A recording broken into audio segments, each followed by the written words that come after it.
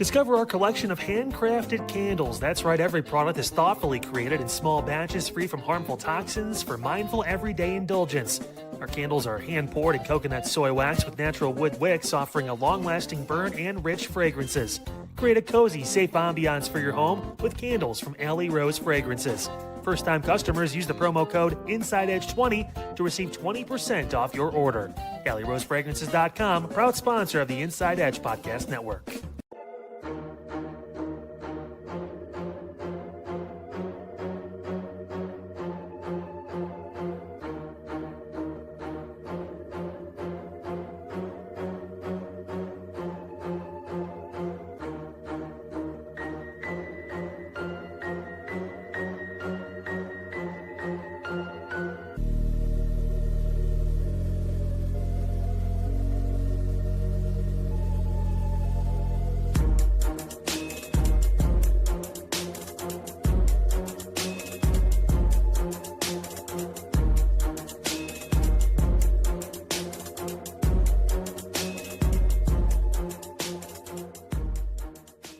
Fanatics isn't just our name, it's who we are. Loyal, passionate fans dedicated to our favorite teams and to the sports we love. That's why we're honored to be able to offer fans the world's largest collection of official sports apparel and sports jerseys from all the leagues, teams, and players you love. We feature a wide selection of gear from every league, including NFL, MLB, NBA, NHL, and NCAA merchandise, which allows us to serve fans of football, baseball, hockey, basketball, lacrosse, soccer, golf, and everything else that gets your heart pumping. Go to Fanatics.com by using the QR code on your screen right now to celebrate your teams.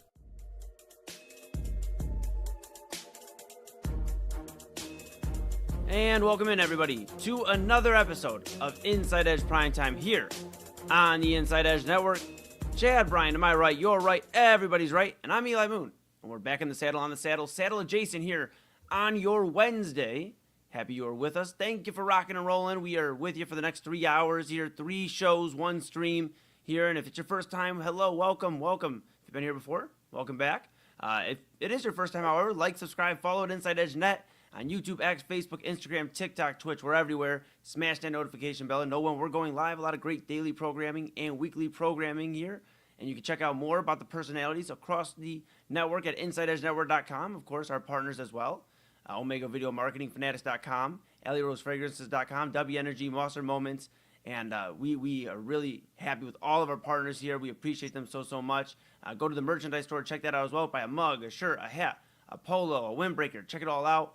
And Rep Cleveland's digital leader. And of course, download the Inside Edge Network app on Roku. We are everywhere, so take us with you. And Rep Cleveland's digital leader, your source for sports, entertainment, mental health conversation, news, and everything in between. We got a jam-packed show. Matt Wintz joining the show later on.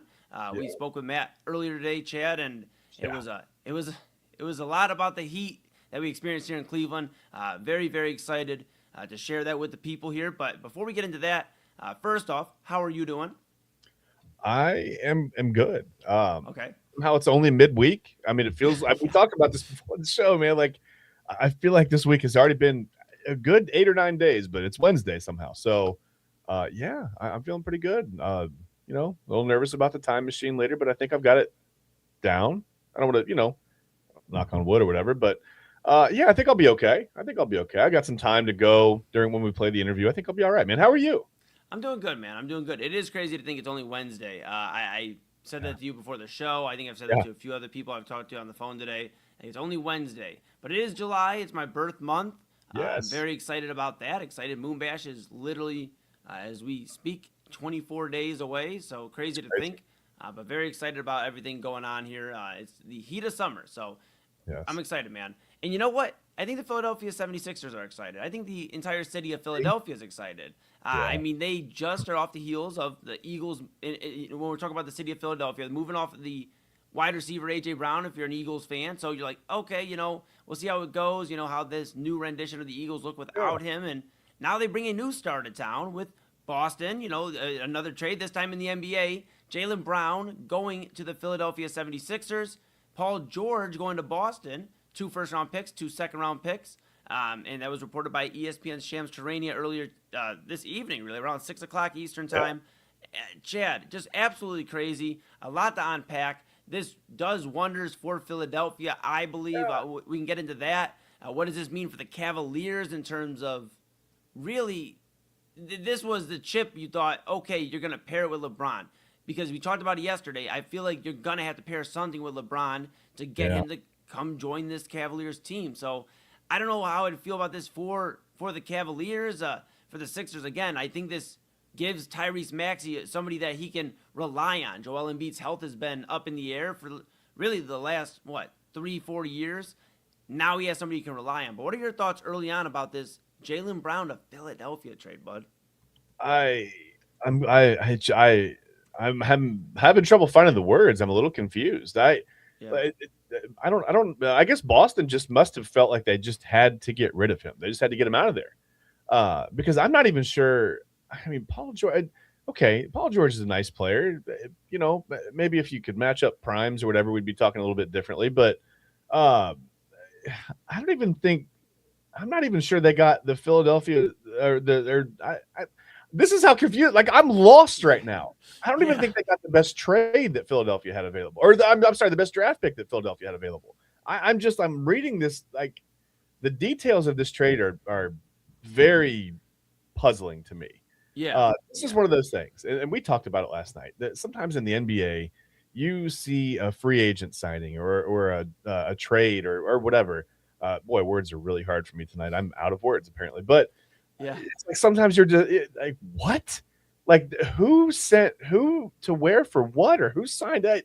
It makes no sense. I mean, obviously Philadelphia, that makes perfect sense. Like, and I wonder how. Like, it makes me wonder how this trade was presented. Like, did the 76ers just go, hey, we'll give you this, wheelbarrow of like old kind of, gravelly dirt for one of the best players in the league, and the Celtics were just like, yeah, that's fine. Yeah, it's like Philadelphia was like. Yeah. They took that. Like, what? I don't get it. I mean, when you unpack it, right, it's like on the surface level, it's like mind-boggling because Paul George is aging he's an aging veteran. He's not what he once was. I know he had a good playoff run, with Philadelphia this past year, but still, it's not anything that really compares. And you could say, okay, the firsts and the seconds, but again, Philadelphia is going to be pretty good the next few years, especially Tyrese Maxey, one of the young stars in this league. You look at now, you have Jaylen Brown, who's an NBA champion, NBA Finals MVP, somebody who they can lean on. And if Joel Embiid can get his health together, now Philadelphia's a problem. Let's not forget they beat Boston in a 7-game series in the first round in the playoffs this past year. Yeah. They are a team that now with Jaylen Brown, their ceiling is definitely a lot higher. They become a player in the Eastern Conference. Reports are out there that they are reaching out to LeBron James because why wouldn't they? Why not?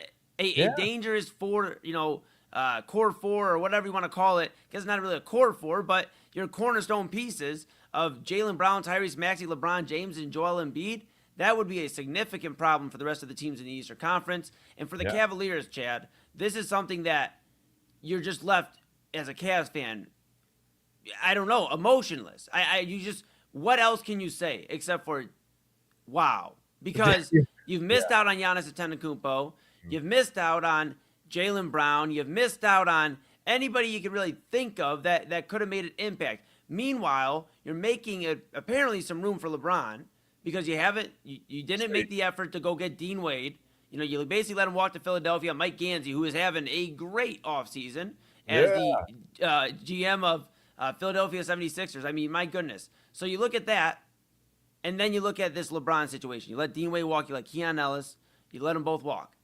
You have LeBron, and maybe he comes here. And if he doesn't, Chad, now you've let depth walk away in Dean Wade and Keon Ellis. You've missed out on every star, and you're essentially running it back. How does that make you feel, bud? Well, and then you don't even get the feel-good story, right? At least if LeBron comes home and they – whatever, they're the 4th seed in the East or something behind Philly and Boston, not Boston anymore, Philly and whoever else. At least you've got the feel good story and you've got the whatever. You miss out on LeBron and you don't have that. I mean, you talked about that, whatever we're calling that, if that would be the Philadelphia thing. I don't want to say core 4, but wow. I mean, there's a lot of basketball IQ there, right? Like a lot of guys who, they haven't really played together previously, but they'd figure it out. By April or whatever. So yeah, how does it make me feel as a Cavs fan? I can't say that word on the. Oh, I guess I could. I can say it, but I just don't want to. I don't know. It feels like the more they stand pat, and they're not even standing pat. Like pieces are falling off. This is like the Cavs are the shuttle that's coming in for like they're coming back into the atmosphere, right? Oh, You've got plates flying off, right? And you're like, oh man, Yeah. we don't know. Like, I don't think they're gonna land it. Like I'm nervous, right? They're getting burned up in the atmosphere right now by everybody around them. Everybody around them is on fire.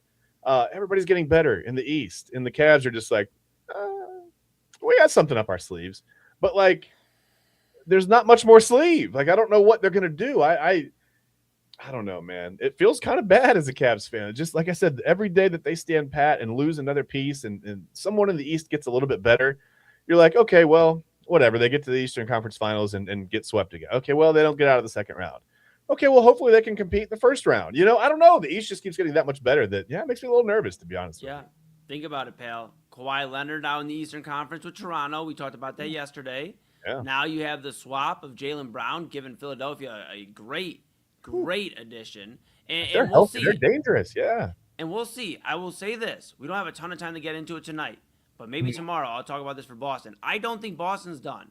And I sure hope they aren't. I mean, I'm not a Boston fan, but as somebody who wants to see good basketball, I would say I sure hope they want to be done because Paul George isn't the answer. Like, him and Jason Tatum lining up, that doesn't – I know they went out and got Mike Conley. I know they went out and made other additions. Mitchell Robinson, they went out and got him as well.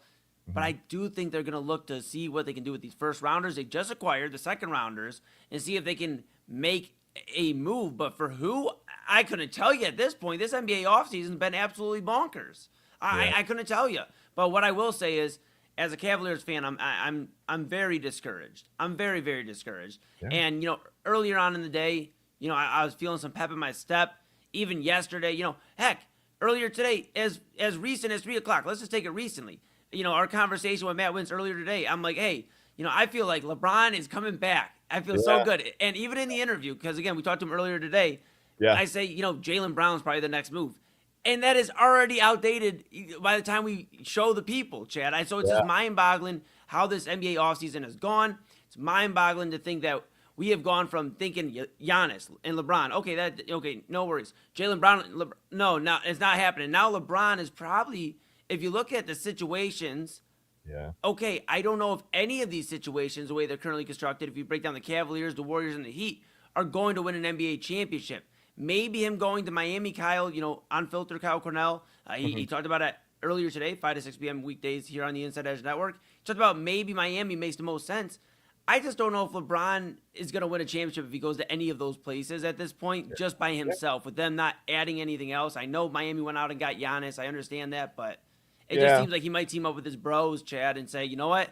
I'm teaming up with Steph Curry and Draymond Green. It is what it is. It is what it is. Stay out of the East. The East is too murky. I'm gonna stay out here in the West. Like, I wouldn't be surprised at all at this point. Yeah, I mean, you wonder. Toronto, like I said, Toronto's got better. Philadelphia today got immensely better. Boston is a TBD right now. Miami did get better with Giannis. How much better? We'll have a conversation about it. We'll see if Detroit can retain Jalen Duren. That's kind of the next domino, I feel like, or one of the next big ones to fall. Can they keep him in town, or is he going to go somewhere? I mean, yeah. They'd better. I mean, yeah. And what are the Cavaliers going to do? Hey, Kobe Altman, I don't know if you can hear us from all the way in our studios, but we would like you to do something, man. You've let Dean Wade and Keon Ellis walk, and if your only option is bringing in LeBron, to Chad's point, it is a nice feel-good story. Okay. However, it's not something that him alone coming in wins you an NBA championship. So at least that's how I feel, and maybe I'm wrong. I've been wrong before, but something tells me that you got to add somebody with LeBron, and you've missed out on every opportunity, Chad. I'll tell you, he was a lot closer to his prime back in 2015 and 16 than he is now, and him coming alone then wouldn't have been enough for them to win a championship. Right. So, I mean, like it's a feel-good story for it depends on what side of the coin you're on. I mean, it's about 65-35, I think. I think the majority of people would like to see him back here to retire or whatever, would welcome him home. Some people are they're tired of the whatever. And that's, you're entitled to your opinion, but I mean, coming home is nice, but he just adding LeBron alone right now isn't it's obviously not going to be enough to win a title. It's not going to be enough to get out of the East. I don't know. Like I said, I just feel like the ceiling keeps lowering for the Cavs. Every time I see another team in the East make a move, I'm like, well, all right, second round. Compete in the first round. Hope we get a playoff spot. It's not that bad. But, it's just, the ceiling is lowering for sure. Yeah, it sure is, bud. It sure is. So we'll keep an eye on all of it. We are going to also take a pause for the cause here for just a moment. If you are here for the first time, there's a lot of you in here. We appreciate you stopping by. Make sure you like, subscribe, follow at Inside Edge Net on all the socials, YouTube, X, Facebook, Instagram, TikTok, Twitch. Hit that notification bell. Know when we're going live. We have 4 daily shows here with you, starting with Unfiltered with Kyle Cornell, 5 to 6 p.m. weekdays. And then, of course, we have the one stream phenomenon, Inside Edge Primetime with Chad and I, 10 to 11 p.m. At the top of the hour at 11 is the Daily Spiral with Autumn Chisholm. She has Chad, myself, and Double A, our program director and bro, jumping in and guiding throughout the week and just being along for the madness. We usually get schooled pretty well by Autumn. So we have that going on. And then, of course, that midnight run with Anthony Alford, rocking out on hinged sports behavior and not just sports, everything. But we love our bro. It's a great time. Yeah, I was trying to think of what sport bacon wrapped honey buns was gonna. Yeah, I was. Yeah. Well, competitive eating. But we have a lot of great weekly programming as well. Real Talk with Pop Moon. We have Jersey Chasers, Voice of the Land, the main event. So a lot of great programming. Make sure you go read about all your favorite personalities at InsideEdgeNetwork.com. Check out the partners page, sportsmemorabilia.com, fanatics.com, Omega Video Marketing, AlleyRoseFragrances.com, W Energy, and Mosser Moments. We appreciate all of our partners. Cannot do it without them. And we appreciate you at home. Go grab something at the merchandise store. Go grab Cleveland's digital leader merchandise, rock a shirt, a hat, a mug, all of that great stuff, InsideEdgeNetwork.com, and download the Inside Edge Network app on Roku. Go ahead and take us with you. Like Kyle said earlier today, you can take us on the road with your phone, or if you don't want to do that, you can just put us on the TV. Download the app and chill out. Nobody's saying you have to drive anywhere. We're not making you do extra work. Don't even have to get off the couch. You don't even have to get up. Yeah. Yes, absolutely. So we're going to take a quick pause for the cause. When we come back, you will hear from our friend of the program, WKYC meteorologist Matt Wintz. We talked to him about quite a lot, and I think you guys will enjoy. And then when we come back, Chad will have extra ample time. He'll be in the time machine getting ready, and then we'll go over Way Back Wednesday, and we'll get ready for the Daily Spiral. So this is Inside Edge Primetime here on the Inside Edge Network. That's Chad Bryan to my right, your right, everybody's right. I'm Eli Moon, and we'll be back right after this. Key On Sports is the leader in Ohio high school athletic coverage in written, print, and video streaming. From the latest news and results and written content to the high school football game of the week every Friday, Key On Sports has you covered. The vision of 15-time published author Vince McKee has become the most trusted site in Ohio high school athletic news. From podcasts to player profiles, Key On Sports is your one-stop for all of it. Visit them today at KeyOnSports.com or on YouTube at Key On Sports. Check out their socials on Twitter and Facebook as well. Clean energy, bold flavors, and no jitters. See why people won't shut up about Dubby. Clean energy, no jitters or crash. Whether you're starting your workday or getting ready to exercise, Dubby Energy helps you lock in and focus. With over 15 flavors to choose from, you can't miss. Order Dubby Energy right now by using the QR code on your screen and use the promo code InsideEdge10 to receive 10% off your order. Dubby Energy, your energy-focused sponsor of the Inside Edge Network, Cleveland's digital leader. Discover our collection of body mists made with clean, minimal ingredients. Handcrafted with natural essential oils and clean ingredients, they offer a natural alternative to synthetic fragrances. Perfect for sensitive skin and those seeking clean, mindful self-care, and the perfect gift for you or your special someone. Courtesy of Alley Rose Fragrances. First-time customers, use that promo code InsideEdge20 to receive 20% off your order. AlleyRoseFragrances.com, a proud sponsor of the Inside Edge Network, Cleveland's digital leader.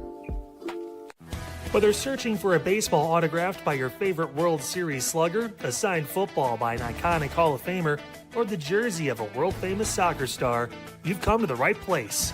Here at SportsMemorabilia.com, the web's leading source of authentic sports memorabilia, you'll find more than 500,000 authentic products from nearly every professional sports league, team, and players.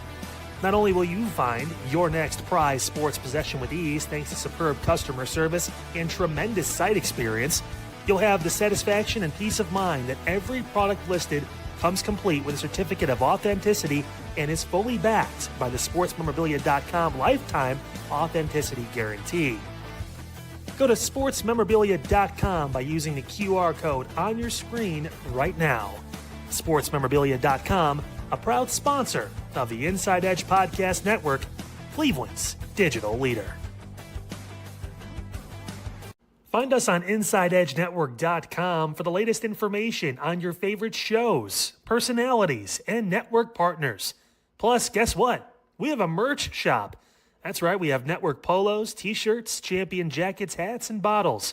Rep the network. Every purchase supports independent sports and entertainment media. Use the QR code on your screen right now to check out InsideEdgeNetwork.com. That's InsideEdgeNetwork.com.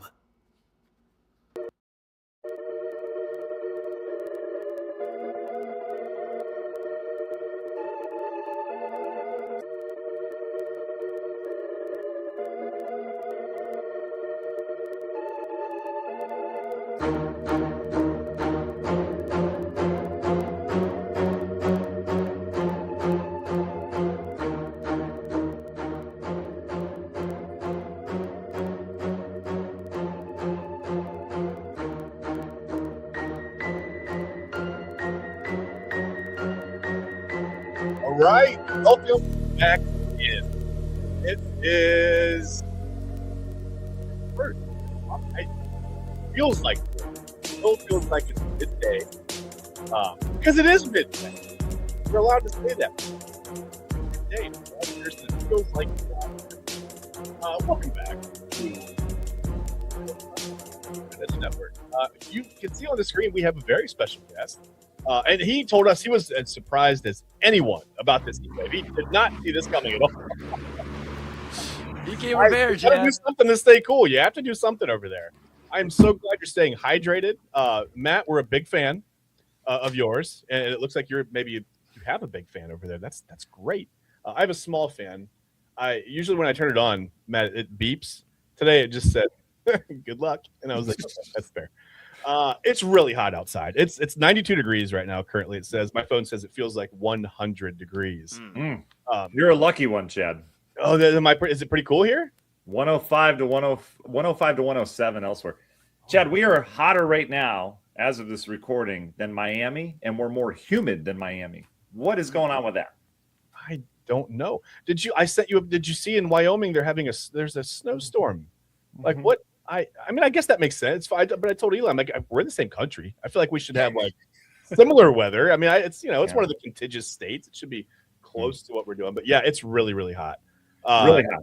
I was going to say, I wish we had something relevant weather-wise to talk about. I guess we do. Yeah, tell us about like what is this going away anytime soon? Is it gonna feel bad the next couple of days? I'm assuming. It's going away. So in terms of kind of the setup across the country, it's always unequal. It's either if the West is hot, the East is cooler. If the East is hot, the West is cooler. And that's what we have right now. The only time that you have equal pattern across country is if you have a jet stream it's called a zonal flow. It goes west to east. And that just means everyone's pretty much average. And every now and then we'll settle into that pattern. And then every now and then you'll get these undulating patterns in the jet stream. And that's what we have now. So we've got our extreme heat out east here. And then we've got the extreme cold out west. So it really is one extreme to the other. And you're not just talking snow in the mountains out west. I mean, they have feet of snow piling up. I mean, this is not the time of year to get snow, especially getting into July now out west. So it's pretty crazy. This ridge of heat that we have is usually centered over the desert southwest. It's a heat dome. Every now and then in the summer, it'll get loose. It'll head out in the plains. That's why Kansas up towards like Minnesota gets really hot sometimes. And every now and then it'll get as far east as Ohio. And that's where this thing is right now. We've got the hottest temperatures in the entire country in Ohio, Indiana, Illinois, and Kentucky. It's pretty incredible, but it'll back down. It'll start to break down this weekend, but that's what brings in rain chances because on that breakdown boundary, that's where the rain and storms are. So, boy, it's impressively hot, even for a meteorologist. Yeah, I have been so tempted the last 24 hours or so to just keep saying, well, it's not so much the heat. It's both right now. So it is. Yeah, so the jet stream is kind of it's pulling some cold air down, I'm assuming, into Wyoming, and then it bubbles back up, and we get the really baking stuff. That's fun for us. Yeah, wild. And they had it. It's interesting because they had it in Europe. The jet stream, it's basically the flow of air all around the globe. And there's the northern hemisphere, southern hemisphere jet stream. But for our interest, it does this like little loopy loop all the way around the northern hemisphere. And Europe had this heat wave. It was like a week and a half, 2 weeks ago now. I mean, they had some really serious heat when we were comfortable. And they had one of those ridges over there. And now we have a ridge. It's not the same thing, but it's the same setup. And it's just been impressive. It's the right setup with the biggest ridge that we could possibly get at the right time or wrong time, how you view it, which is when we can get the hottest this time of year in early July here. I was going to say right or wrong, depending on how. Right. Can we bring the Omega Block back? I really like that. Yes. I like it. Was nice and it was very comfortable. It didn't rain. Yeah. That was great. Nothing changed. I know. All the only problem was the only one complaining about the Omega Block was our yards. They were like, please, something. Please spill a glass of water on me. Right. Right. I have a question. Well, I'm sorry. I'm so sorry. I didn't mean to cut you off. Just one more question, really quickly. Yeah. We've got a big thing coming up, but it's our birthday. Don't tell America. There's a surprise party coming up. 250th birthday. That's pretty crazy. So people are going to be celebrating the 4th of July. There's going to be fireworks out, cookouts, swimming part, whatever. How's the weather looking for this weekend for all that? Well, the heat's going to start to back off, which we talked about is not always a bad thing. But the problem is the boundary where that heat meets the cooler air to the north has storms that are tracking along it. And so that the path of where those storms are going is going to settle over Ohio. So we're going to have some rain around, and I don't just mean rain. I mean big storms. There's going to be big explosive complexes of storms. So not like the daily pop-up Floridian stuff, but rather big complexes where you get a big line and then heavy rain and damaging winds on the leading edge. We're going to see big complexes of storms all over the Great Lakes with this at times. There'll be a lot of dry hours in between them, but we're going to be right where that path is. I always say on air, like where the train tracks are, and the trains will be running in and around Northeast Ohio Saturday, Sunday. So it's all about timing, and we really don't know till the morning of, to be honest. In the setup, and so we're going to be keeping a close eye on the radar for all the fireworks plans all weekend. So that's a trade-off. We lose the dry heat and all this stuff we're dealing with right now, but the trade-off is we get some storms. Okay. Yeah. A give and take. I'm sorry. I feel like you're both very disappointed. No. I'm a little bit mad, but it's not your fault. We've talked about this before. It's not your fault, so we're not mad at you. We're just yes. You do not bring the weather. You just warn us about it. Thank you very much. Absolutely, the life I chose. We got you. Absolutely, Matt. Now we talked about like the heat and where we're at right now. Funny we're talking about the heat because that's one of the destinations LeBron James could be going to. He is now taking his talent somewhere. I obviously would like to have him here in Cleveland again. I mean, some fans may not, but a majority of Cleveland wants him back. Do you believe he's coming back home, or do you think he's going to the Heat? Is he going to the Warriors? I mean, what are your feelings on the whole thing? I don't know. I don't think he'll go back to Miami. I don't think he'll go to Miami. Golden State's an interesting spot for him. I mean, obviously he'll pair up with Curry, and he's got the same, Rich Paul agent.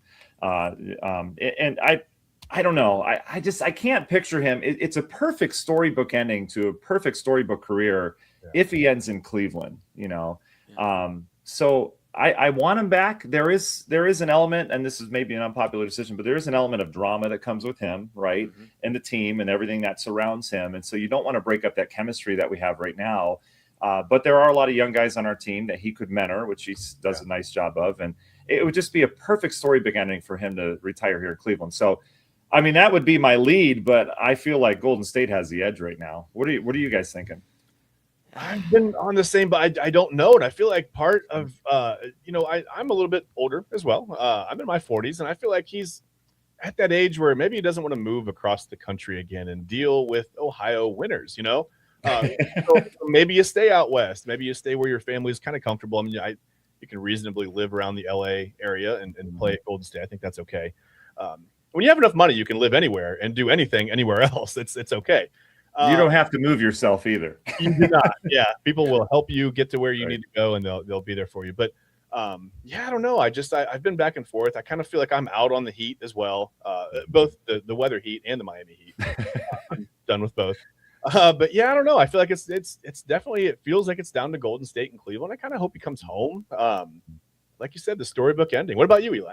Yeah, I felt like Golden State 2 days ago. I felt, okay, LeBron loves playing in the perfect situation. I said that on a Midnight Run earlier this week.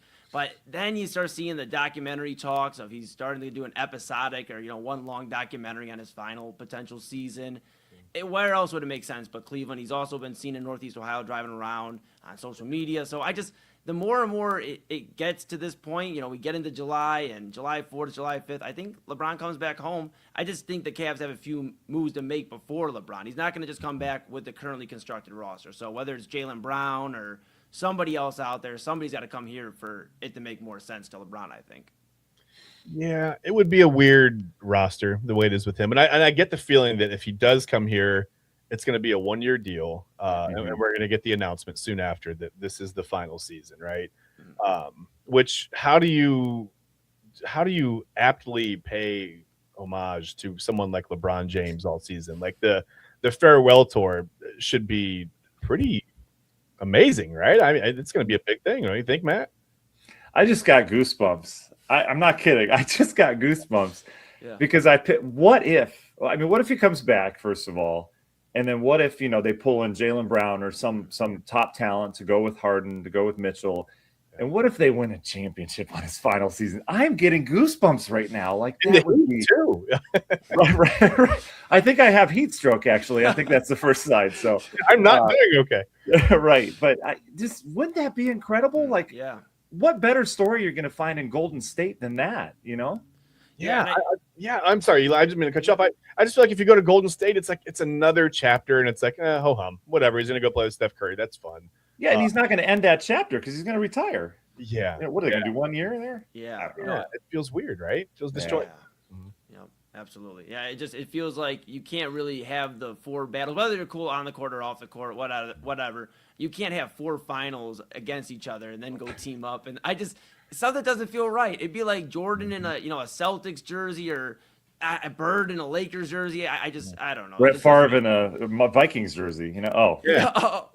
Luke Skywalker walking under the Death Star and be like, hey, you got an application? You know what I mean? Like it feels off. It would feel off. Same idea. And all the clues, by the way, you're dropping all these little Northeast Ohio clues.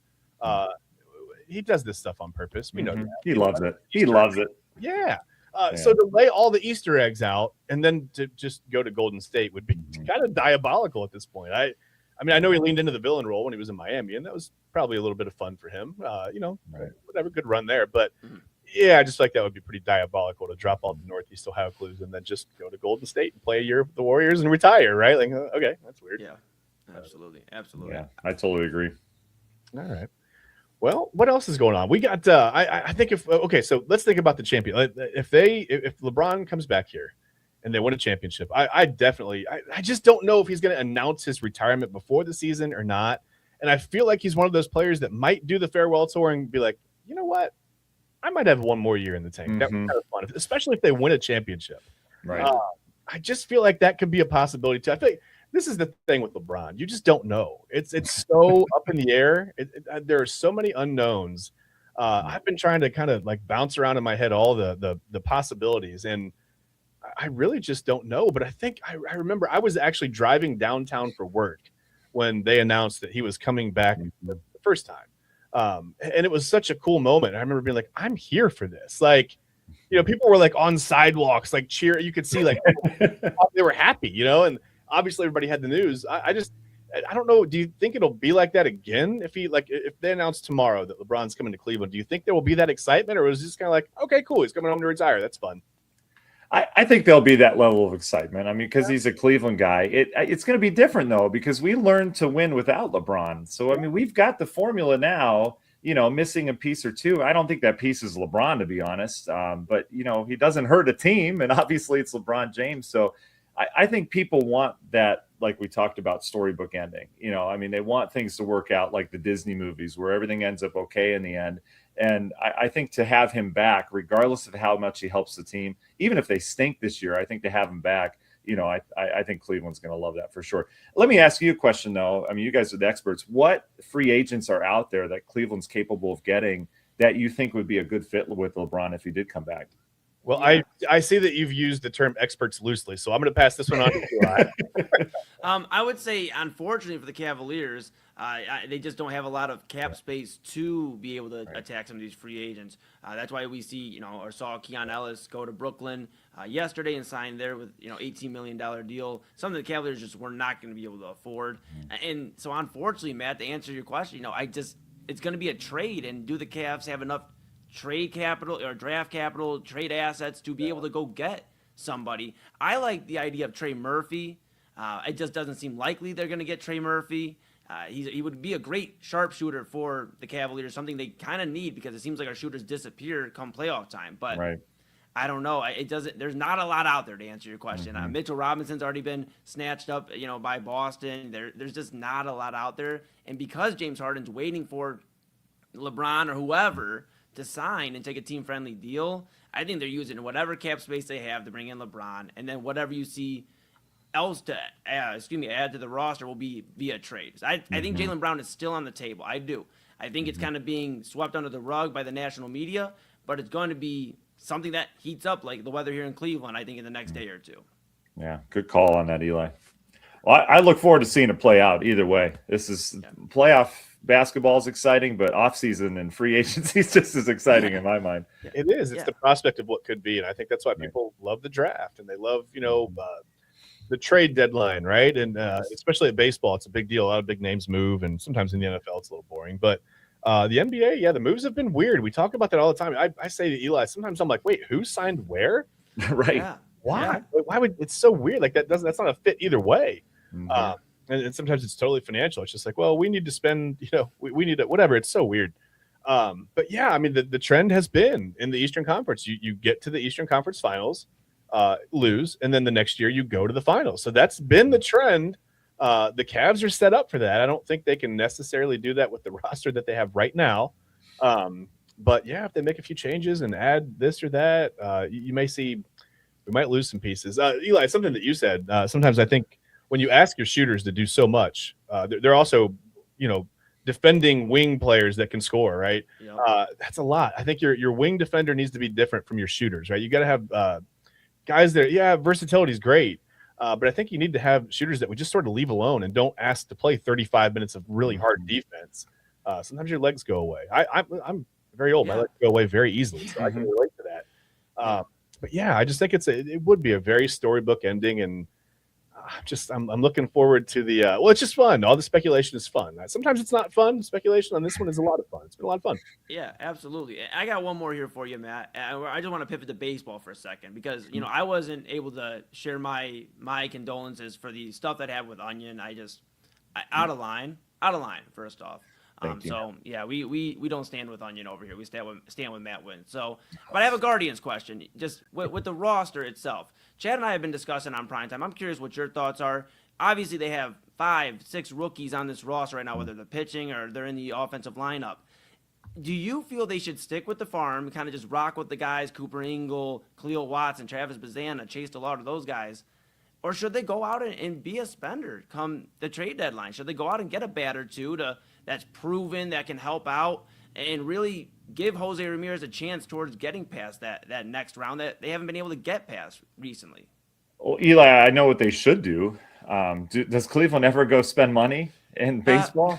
No. They don't spend. They're not going to do that. And so, yeah, we're not going to go out and get a big name to support Jose. We're going to continue to build the farm team. So, I mean, that's what they're going to do. I know what they should do. I wish they'd go out and spend a little bit more money. Not that it always translates to wins, but I mean, they've got this young talent right now, and it's going to be tough to contend, but in the Central, anything's possible. I mean, the White Sox leading the way. White Sox, we've seen them, coming up through the ranks last couple of years with their young talent. I'm not too confident and sold that this is the White Sox year. It's still up in the air. So if they did want to get that big name, or if we further develop our talent, get some of our injuries, fixed, we can make a run at the Central and see what happens in the playoffs. I mean, that's what you do in baseball. You just see what happens in the playoffs. Just get there first. Yeah.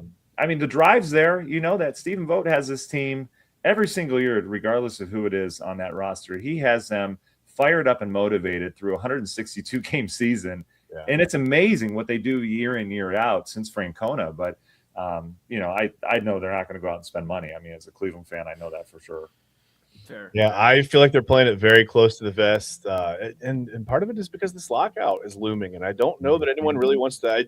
I just don't know that a lot of owners, no one knows what the situation is going to be when it comes back, right? When baseball's back, if there's going to be a salary cap, a salary floor. I know that players do not want a salary cap, and I understand why, but I think a salary floor is necessary, and it's difficult to have a salary floor without some kind of a cap. You have to do something, so they're going to have to figure out a way to make it work. And I just sometimes I grow tired of all the big free agents. It's New York, it's Chicago, it's LA.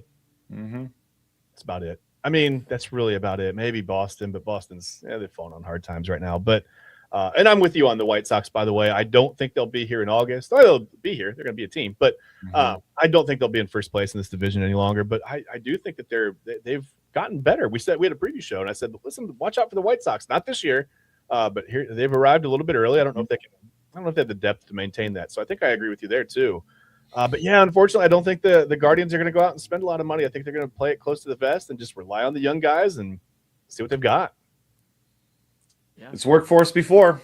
I mean, we are great at developing talent. I'll tell you that. I mean, how many stars have come out of Cleveland 2-3 years into their career? So it's exciting to see. It's sad though, being a Cleveland fan sometimes in baseball, it feels like we're the farm team for some of the bigger teams, and you get attached to these young guys who grow and develop, and then they get shipped out somewhere. So it'd be nice to keep a core of young players together, and pay them, which they showed with Ramirez. Obviously, they're willing to pay some money, but we'll see. It'll be interesting this year. I know it's going to be a cat fight to win that division, hopefully with an above 500 record. Yeah, hopefully. They're going to have to do the little things right. They're not, we had a little bit of a mental lapse last night from Cooper or whatever, and they don't do the little things that they normally do, like running the bases. The defense has been a little off, so they're going to have to clean some of those things up. But yeah, I think they can win the division. And then, like you said, with baseball, you get in, and who knows? You get hot at the right time, and it's all good. Right. So, all right. Well, we don't want to take up any more of your time. You probably want to get back to. Well, you're in the basement. You're fine. You got your fan over there. Great over here. Yeah, we're fine. Isn't this show 4 hours long? Absolutely. So for the next 2 hours with Matt, we're going to talk about No, we'll let you go. Thanks for coming. There's just a lot going on. I know you're probably pretty, and I imagine you're in high demand. Everybody wants to know what's going on with the Heat right now. Never in high demand. Trust me. Just with kids who need cereal and cleaning up. Yes, those are high demand things. Yeah, they are. But guys, thanks for having me. I, as always, enjoy chatting sports and weather with you guys, my two favorite things. So I appreciate you bringing that to life. Thank you, Matt. We appreciate the knowledge on the weather. And look, I hope we're all wrong about the Guardians not spending money at the trade deadline. And we'll see. Maybe next time we chat, LeBron will be a Cavalier again. That'd be kind of crazy. Right. Hey, and Kelsey's a partial owner now, so maybe we have a little bit more influx of money. We'll see. There you go. Yeah, we got the Taylor Swift money coming in. So right. Go buy her album today. It'll help the kids. Yeah. Please help us get a free agent and just buy a Taylor Swift album. Just do it. Oh my gosh. Life of the showgirl. Okay. All right. Well, that's it. Like I said, Matt, thank you so much. We appreciate you. You are a friend of the show. You're a friend of the network. You're a friend of ours. We appreciate you. So, all right. Thanks, guys. Happy 4th. Happy 4th. Happy Fanatics isn't just our name, it's who we are. Loyal, passionate fans dedicated to our favorite teams and to the sports we love. That's why we're honored to be able to offer fans the world's largest collection of official sports apparel and sports jerseys from all leagues, teams, and players you love. We feature a wide selection of gear from every league, including the NFL, MLB, NBA, NHL, and NCAA merchandise, which allows us to serve fans of football, baseball, hockey, basketball, lacrosse, soccer, golf, and, well, everything else that gets your heart pumping. Go to Fanatics.com by using the QR code on your screen right now to celebrate your teams. That's Fanatics.com, a proud sponsor of the Inside Edge Network, Cleveland's digital leader.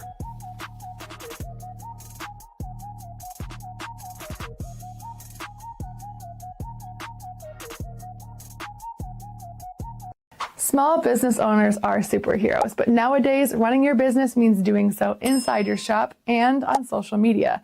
That's why you should make Omega Video Marketing your sidekick.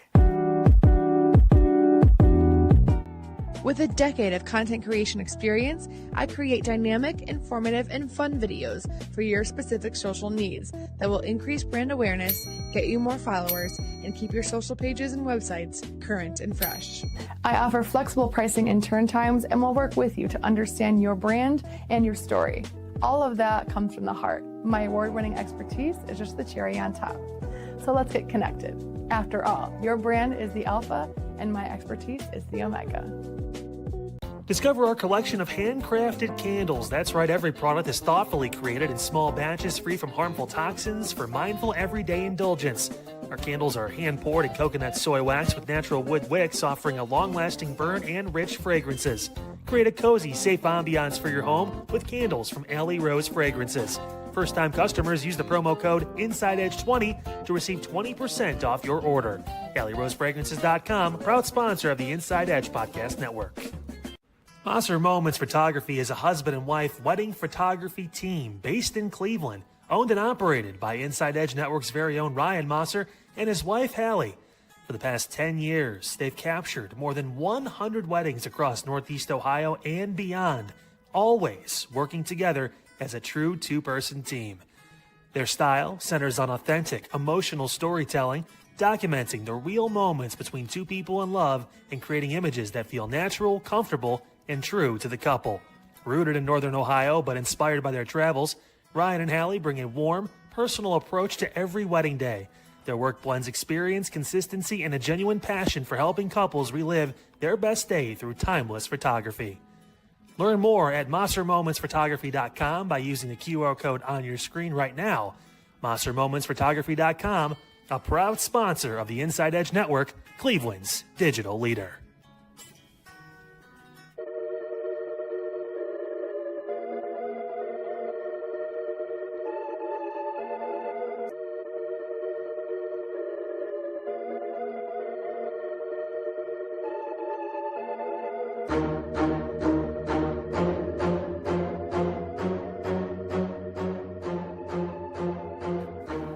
Welcome back to Inside Edge Primetime here on the Inside Edge Network. Chad Bryan to my right, which means he's to your right, which means he's to everybody's right. Yes, ladies and gentlemen, I know, we had to think that one through this time. I'm Eli Moon. We're back at the saddle on the saddle adjacent here with you on the final few minutes of Inside Edge Primetime, Daily Spiral, the Daily Spiral with Autumn Chisholm and Chad Bryan tonight at the top of the hour, and then Midnight Run with Anthony Alford at midnight. One stream, 3 shows. A phenomenon, if I do say so myself. Thank you for being with us. If you've, oh my, no, dude, you were in color. You were here. Everything went fuzzy. You had blues and reds, and now you have none of it. What happened? Where's the picture? Oh no. Oh no. This is weird. Well, Chad, while you figure that out, yeah, I mean, I don't know. I don't know. Here, real quick, before you figure that out, I don't know. Like and subscribe at Inside Edge Net. Check it out on all the socials. Smash the notification bell. You'll know when Chad is looking normal and when Chad is not. I don't know. InsideEdgeNetwork.com. Your favorite personalities like Chad Bryan and myself, and you go check out our partners. They do a great job. We appreciate them. Appreciate you. Go buy something nice. At the merchandise store and go to Roku and download the Inside Edge Network app. What is going on with you? Every week, every Wednesday you do.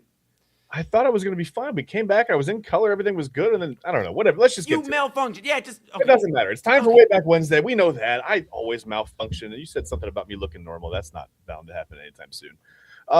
There's a whole lot of good stuff, Eli, that I found this time. I'll be honest with you. This is maybe my favorite one because this is very, very relevant to what's going on. And this is crazy. 250 years ago today, Eli, it was the first vote on the Declaration of Independence for the North American country. It was like, what? It was like we were getting ready to be born. We were, our America's mom was like, oh, I feel something, right? Like, maybe I should get to the hospital. Maybe we should go. And I don't know how long. I'm not sure how long she was in labor, but 3 days later, hey, a whole country popped out. Boom, here we are. So, yeah, we're going to be 250 pretty soon. I don't feel a day over 186, to be honest with you. But 250 years ago today, this is what happened. The first vote on the Declaration of Independence. I think that's pretty cool. Yeah, and you know what? I know you remember the 1900s and the early Absolutely, 1900s. yeah, very clearly, yeah. But maybe not the late 1700s. This is so cool, man. I just wondered, you wonder like what went into some of these discussions to be a fly on the wall. We see with these documentaries all the time with like, I told you about the Greatest Night in Pop is probably one of my favorite documentaries on Netflix that I've seen, where they do the We Are the World. You wonder like if there was ever a documentary to go back and see this, like this discussion. Just, I mean, wow, man. Wow. All right, Yeah, good start, I am man. shocked that they didn't have anyone filming it. And I'm sure that it was like, you know what, let's not do this because they're gonna roast us on X. Like Yeah. they're gonna nail us on Instagram. We're gonna be all over reels. Like, let's just keep this like We'll closed. be the lead or- story on Midnight Run. Yeah, To yeah. it. They didn't want to be a part of that, so I understand, I guess. But Yeah. if they could have documented that, that would have been great. Also on this day, back in 1931, hey, check it out, Municipal Stadium. We know that. Remember, I think it was last week or a couple weeks ago, we talked about, and I don't remember what year it was in the 20s, when the construction began. And then on this day in 1931, the stadium actually opened. Wow. So I thought that was pretty cool that we got to come full circle with that one on the show. Yeah, absolutely. And I don't have any memories. Obviously, it was demolished a year before I was born. Yeah. But my dad, like Papa Moon, he has so many stories. I think I've told this here on Primetime before. His mom taking them to the Indians games at the time, and saying, hey, we're not eating for the concession stand. We're going to bring PB&Js and we're going to have our, drinks. We're going to sit there and have a picnic. And it just makes me happy. I didn't get to spend a lot of time with my grandma, my dad's mom. So just hearing those stories is like, man, that's so cool, man. And so when I think of that, I think of Papa Moon and his time at Cleveland Municipal Stadium. That's really cool. I never actually caught a game from inside the stadium, but I watched many Browns games as a kid growing up that were played in Municipal Stadium. And I watched the Indians as well back then. And it just, I always heard that there wasn't a bad seat in the house unless you got behind one of the 400 poles Yeah. that were around the, so maybe there were a couple bad seats, but that's okay. Municipal Stadium, and it was our lovable, whatever by the lake, so that's fine. Lot better football in that stadium than Yeah. Yeah. This is pretty relevant, I thought, today. Also, same year, we'll stay right here in 1931. In LA, the very first ice vending machines were introduced. You can 25 pounds of ice back in 1931 on this day for 15 cents. And if only we would have had the foresight, Eli, we could have picked up all the ice back in 1931, and we could have come back and sold it for much more than 15 cents for 25 pounds, and made some money on frozen water. But that's okay. We didn't know. It's just crazy to see sometimes when you see how much things were or weren't. Pops, again, I guess this is kind of like my Way Back Wednesday is like referencing not 1931 with Pops, but even like back in the 70s and 80s, like talk about how you can go to the gas station for like $5 and you felt like you had $20, $30, $40 in your pocket like today. Just crazy to think about how things have changed like that. Well, I'm old enough to remember, taking my parents' Hyundai Elantra to the gas station, and they would give me a $20 bill and be like, fill it up. And I still had, when I was done, I still had like $10. Like, I was like, all right, yeah, that was pretty wild. Now that's like 5 gallons of gas. So yeah, I know. It's like you have to really ask yourself, do you want a gallon of gas or do you want that Little Caesars pizza? They're roughly around the same price right now. Yeah, and it's the Little Caesars pizza, because the worst thing that happens let's say you get full after 3 slices, you put a slice of that in your gas tank with your car. Your car's going to run on that too. It's fine. It's hot and ready. It's going to be fine. Don't worry. That's right. I'm with you. You're cooking tonight. All right, what do we got? What else do you find in history tonight? What are we cooking? I'm kind of hungry. So on this day in 1967, this is a good one. The Beatles album, Sgt. Pepper's Lonely Hearts Club Band, goes to number 1 in the United States, and it would stay. I loved it so much it would stay there for almost 4 months, 15 weeks at number 1 for Sgt. Pepper's Lonely Hearts Club Band in 1967. That's pretty impressive.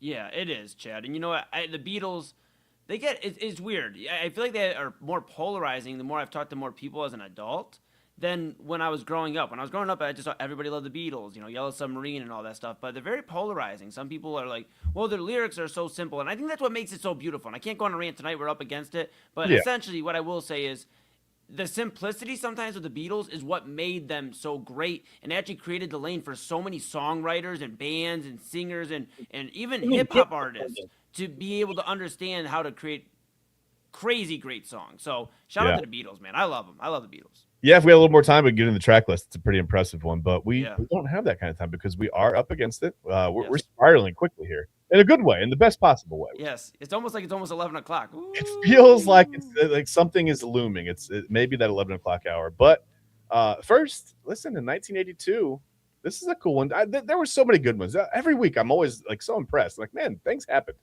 In 1982, Cal Ripken Jr. makes the first of his record 2,216 consecutive starts at shortstop.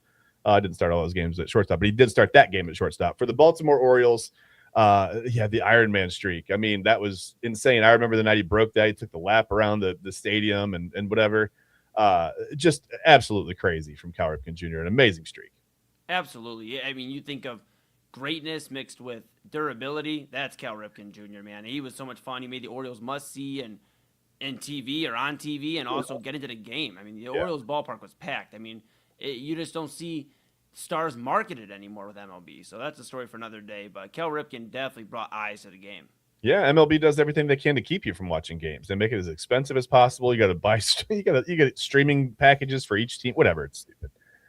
And finally, this is a nod to what we do. This is one of the first groups of people to ever come together and make things like what we do possible. On this day in 1987, WFAN AM radio in New York City commences the first 24-hour all-sports radio format, and they spawned us, Eli. We came out and we said, you know what? That's pretty cool. We want to do that too. We want to talk about sports, and maybe one day we'll be on for 24 hours, but we're working toward that. Well, you know what? If you're volunteering yourself for 24 hours, and then you know what? I'll talk to AA. Well, you're producing, so yeah. Okay. Okay. All right. You got me. No, but very cool. Very cool. And now look at us here with Primetime and with the Inside Edge Network and all the great shows we have daily and weekly.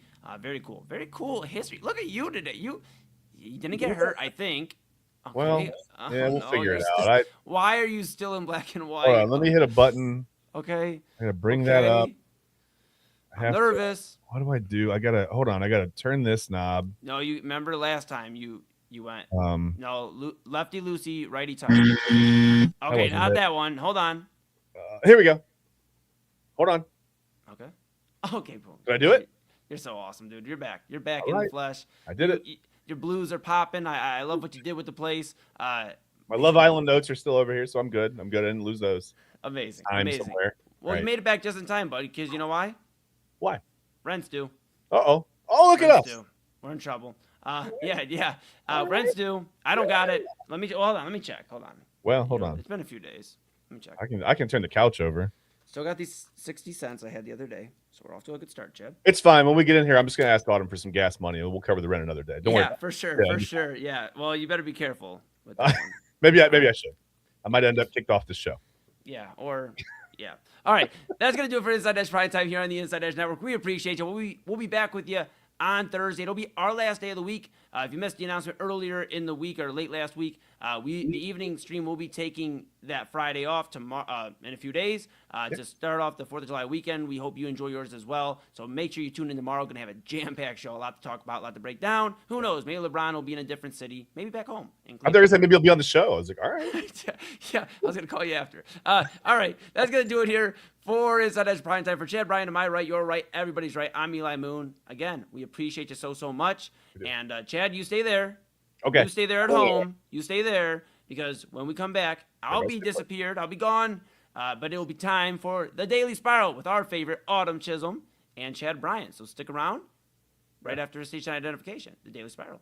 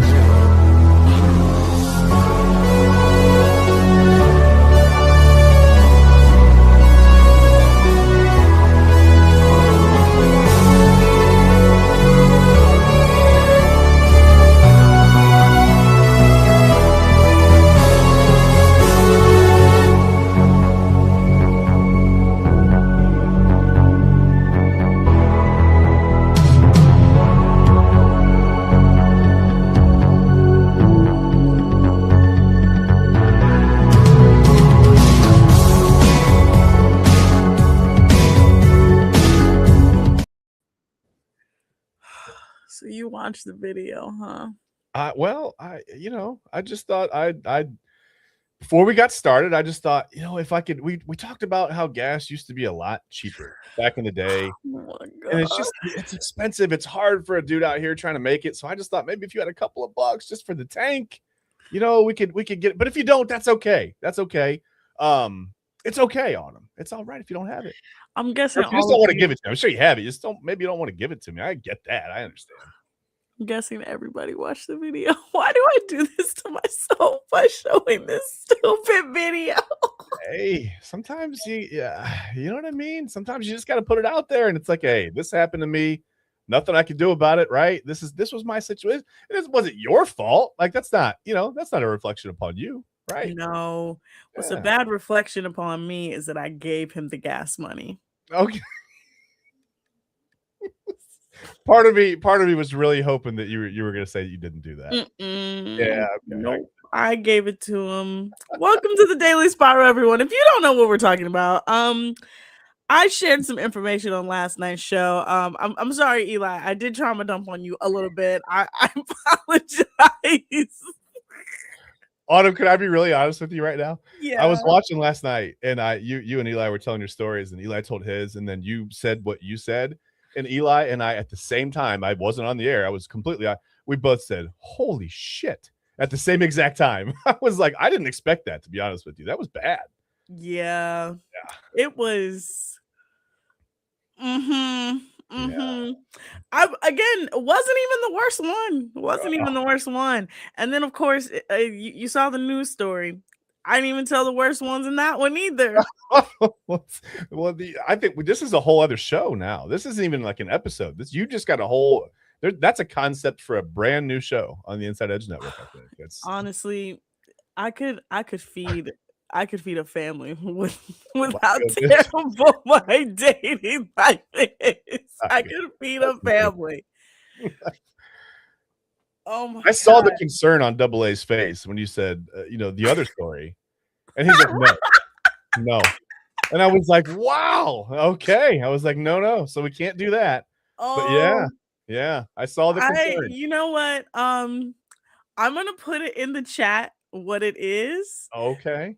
And then I want you to react to it. But welcome to the Daily Spiral, everyone. You're on Inside Edge Network. What an intro to the show. What are we doing? Oh, Chad, it's been this has been a day. This has been a day. It's no Love Island tonight, but I told you before the show, you're gonna take a quiz. Yes. To test you on what you learned this week. Because Chad and I have not been on since Thursday. Yeah. So because we haven't been on since Thursday, there have been about 5 episodes since then. 5 episodes. I gotta be honest, I'm not completely caught up, but I'm to the end. I missed some stuff in the middle, to be honest. Okay. Logistics, man, kids and stuff happened, and they got rough. So we're gonna take a quiz in a minute, but I'm gonna send you this message in the chat.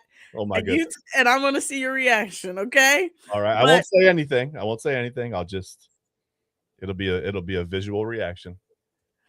Yeah.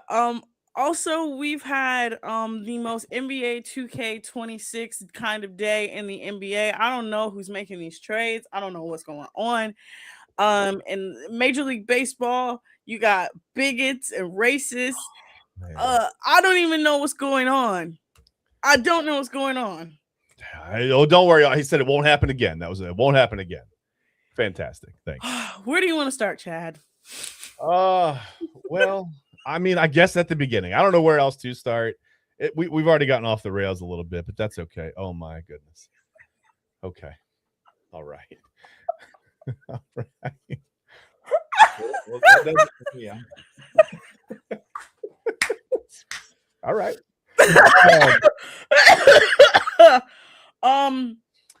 Hold on. Let me add to this a little bit. Hold on, you guys. I'm gonna really make it funnier. Oh no. This is great entertainment right now. I'll be honest with you. Oh no. I'm nervous about what's gonna pop up on my phone next. Whew. But so yes, let's get your Love Island quiz started. So, how was your first movie night? How am I? Okay. All right. Movie night. So wait, hold on, Eli. Since you hold on before we, no. Nixon, no.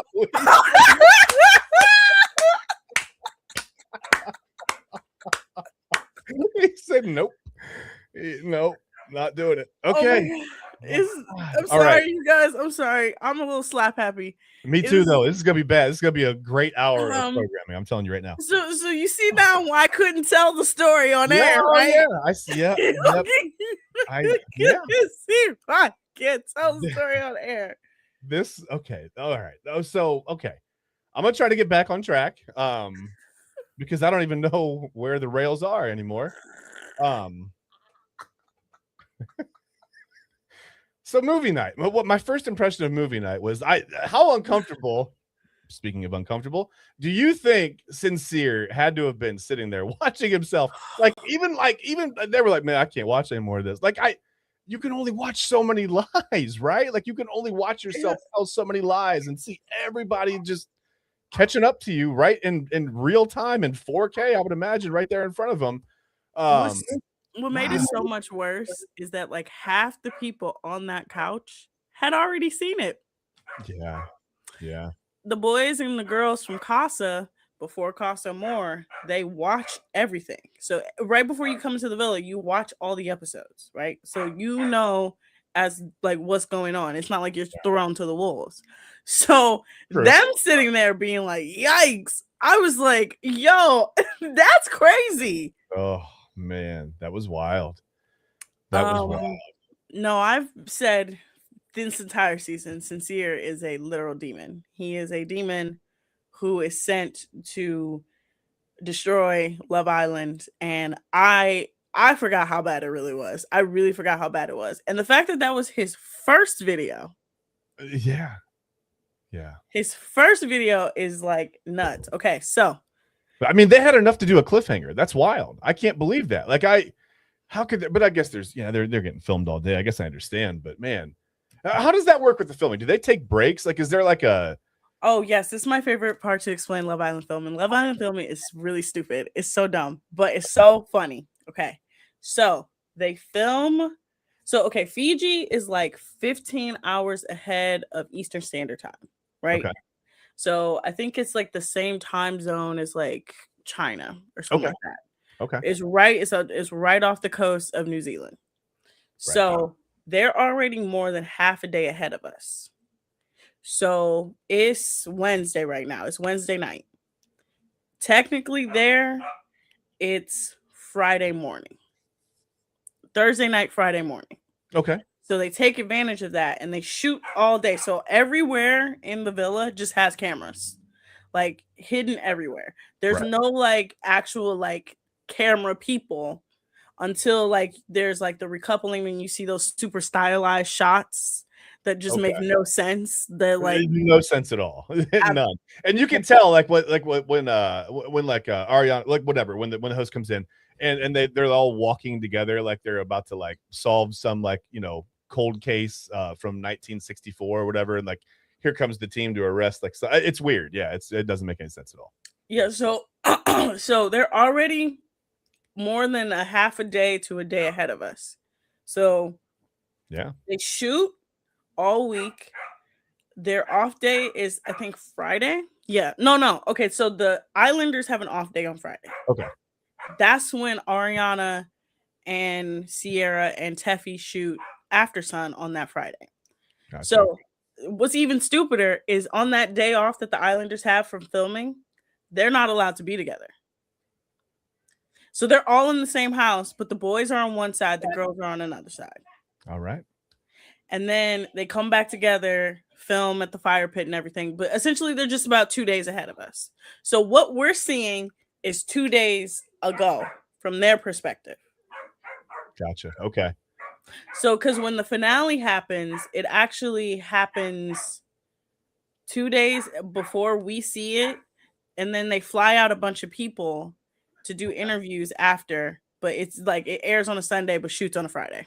Okay. All right. I can handle that. Okay. And sometimes I wonder about shows like this. Like, has this video been in the tank for 3 months or whatever, right? And then like all the people have to keep really quiet about it. You can't say a word. Because I know some shows like we're gonna go completely the other side of the coin. The Price is Right, for example. Like if you win the prizes on The Price is Right, it's months before you can say anything. I mean, it's probably like 4 to 6 months before your episode even airs. So it's cool that they're pretty close, I guess. Boy, some people were feeling the effects of really not knowing what day or time it was on this. Well, especially the last episode. I mean, you don't talk about movie night. Oh my goodness. Like that. I thought I've never seen so many like near psychological breakdowns on TV, just aired out, real people, not scripted. Well, maybe not scripted, but no, it's not scripted. Speaking of scripts, do you think the producers talk to someone like Sincere before the show and go, hey, are you willing to just make a complete and total ass of yourself? And he goes, well, yeah, whatever. It's for the gram. And so they're like, listen, here's what you do. Lie to everyone. Don't tell the truth to anyone here.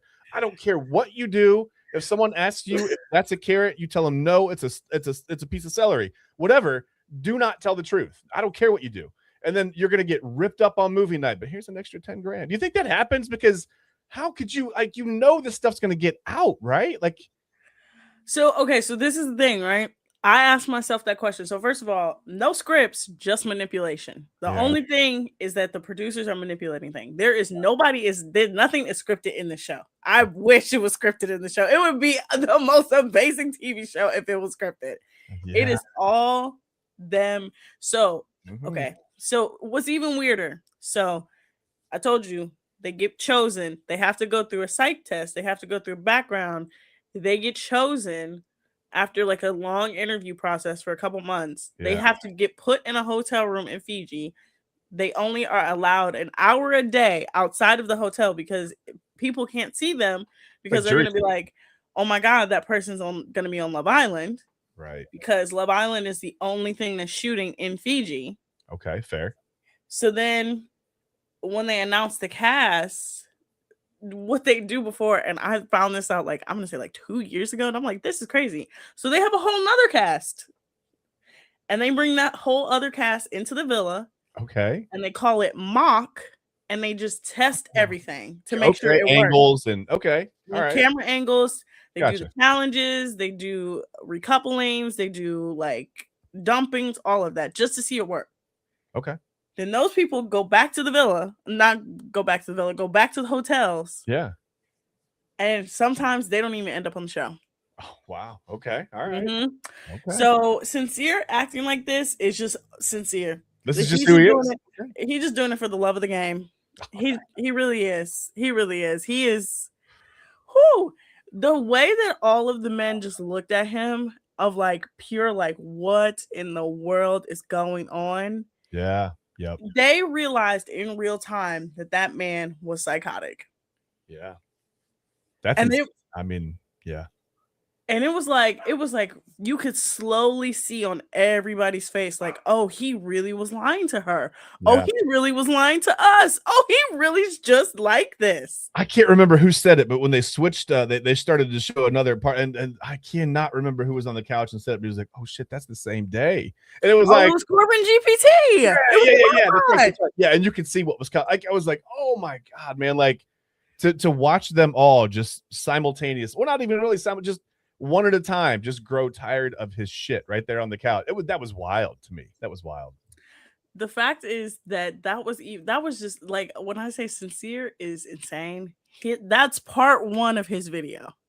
That's unbelievable. Part 1 of his video. We still have to get through Kenzie. We still have to get through him part 2. We still have to get through Zach manipulating. I forgot about Zach. About Zach. He's been flying under the radar, but he's diabolical. Let's be honest. Like, it's pretty bad. Okay. So first movie night, you're shocked. First ever post Casa Amor recoupling. What did you think? You know what? I didn't catch up on that one as much. I just kind of saw the results of it or whatever. But I was a little shocked. I told you I thought Kata would bring. I didn't think that was going to happen that way. I don't know. I guess it's like I don't really know, to be honest with you. I'm trying to look at how, like, I was just thinking about Dylan going through it in that episode. Man. He was crying so hard. I was like, my guy, just get him a pancake. Like he hasn't, like, something's happened. He hasn't eaten. He didn't have a good breakfast, maybe. To hang your hat on Kenzie. No, that was.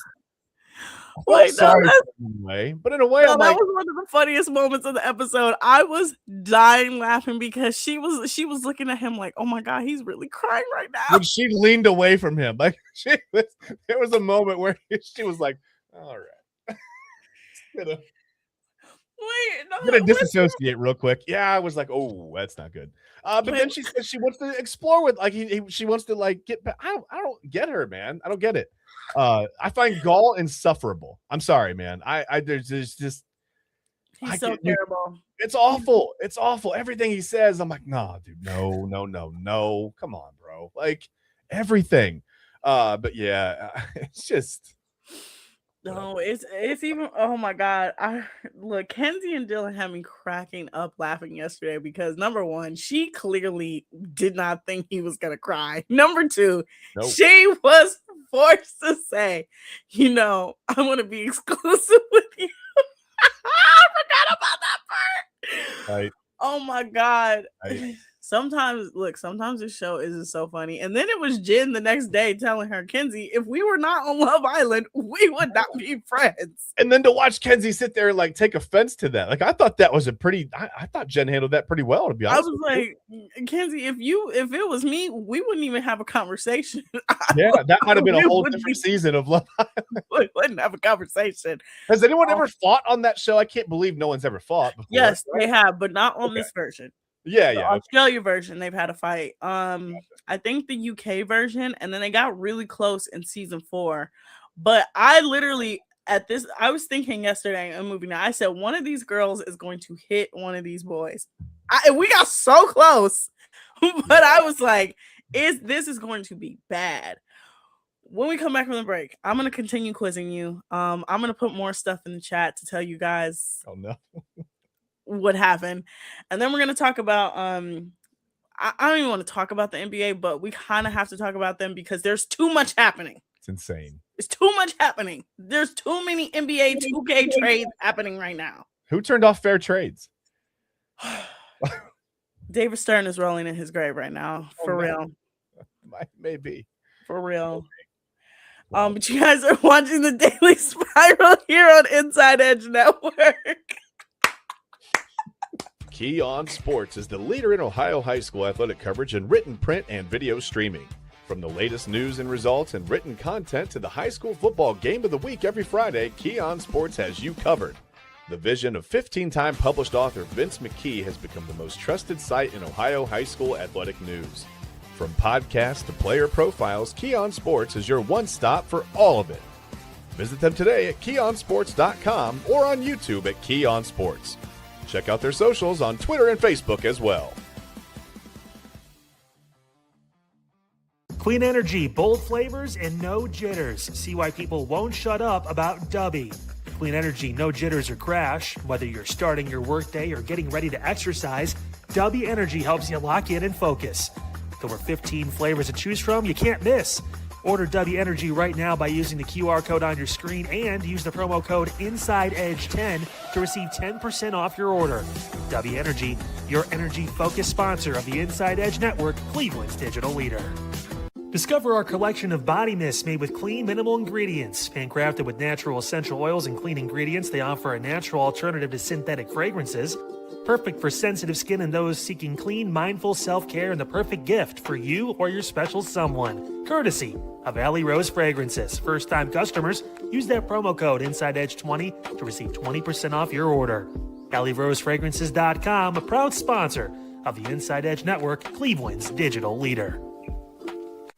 Whether searching for a baseball autographed by your favorite World Series slugger, a signed football by an iconic Hall of Famer, or the jersey of a world-famous soccer star, you've come to the right place. Here at sportsmemorabilia.com, the web's leading source of authentic sports memorabilia, you'll find more than 500,000 authentic products from nearly every professional sports league, team, and players.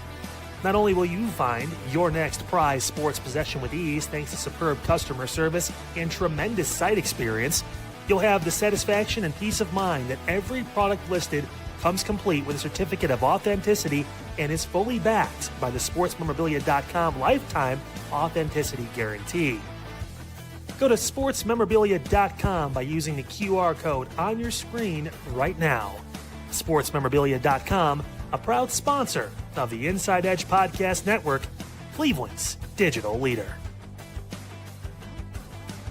Find us on InsideEdgeNetwork.com for the latest information on your favorite shows, personalities, and network partners. Plus, guess what? We have a merch shop. That's right, we have network polos, t-shirts, champion jackets, hats, and bottles. Rep the network. Every purchase supports independent sports and entertainment media. Use the QR code on your screen right now to check out InsideEdgeNetwork.com. That's InsideEdgeNetwork.com.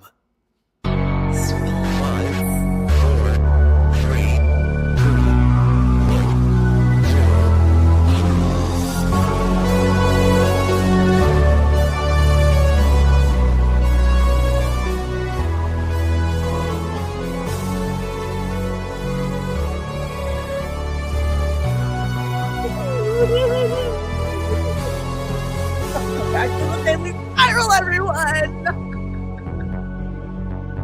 Fine. Oh. Oh. All right. Before we get back into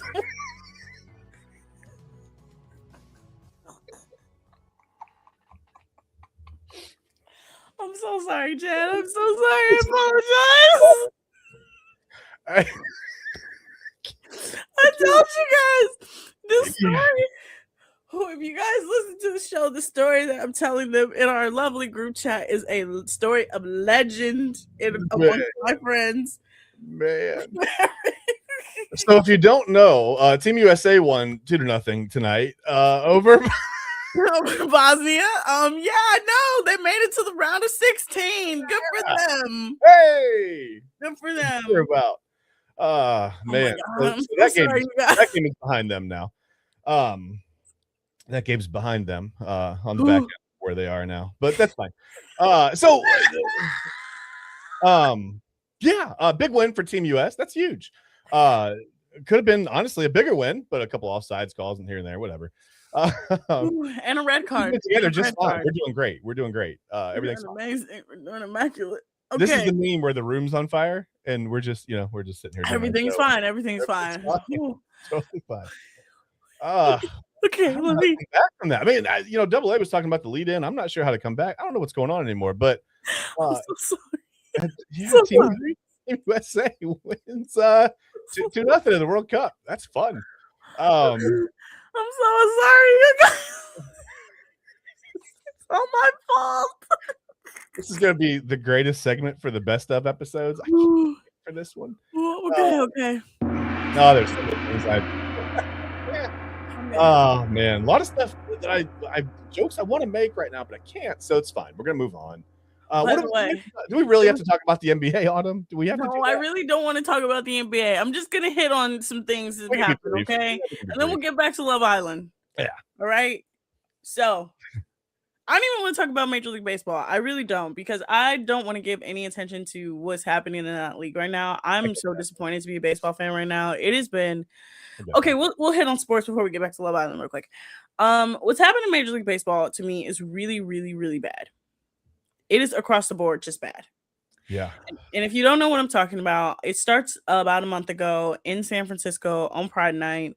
San Francisco, who like the place that I don't know if you had this experience in your childhood, that was like every gay person on television was from San Francisco, literally. Yeah. Or lived in San Francisco. So this is a town that it like thrives off of being queer. Yeah. And you had 3 different players write Bible verses on their Pride caps, which thanks Clayton Kershaw for that start. Ugh. Yeah. Just ugh.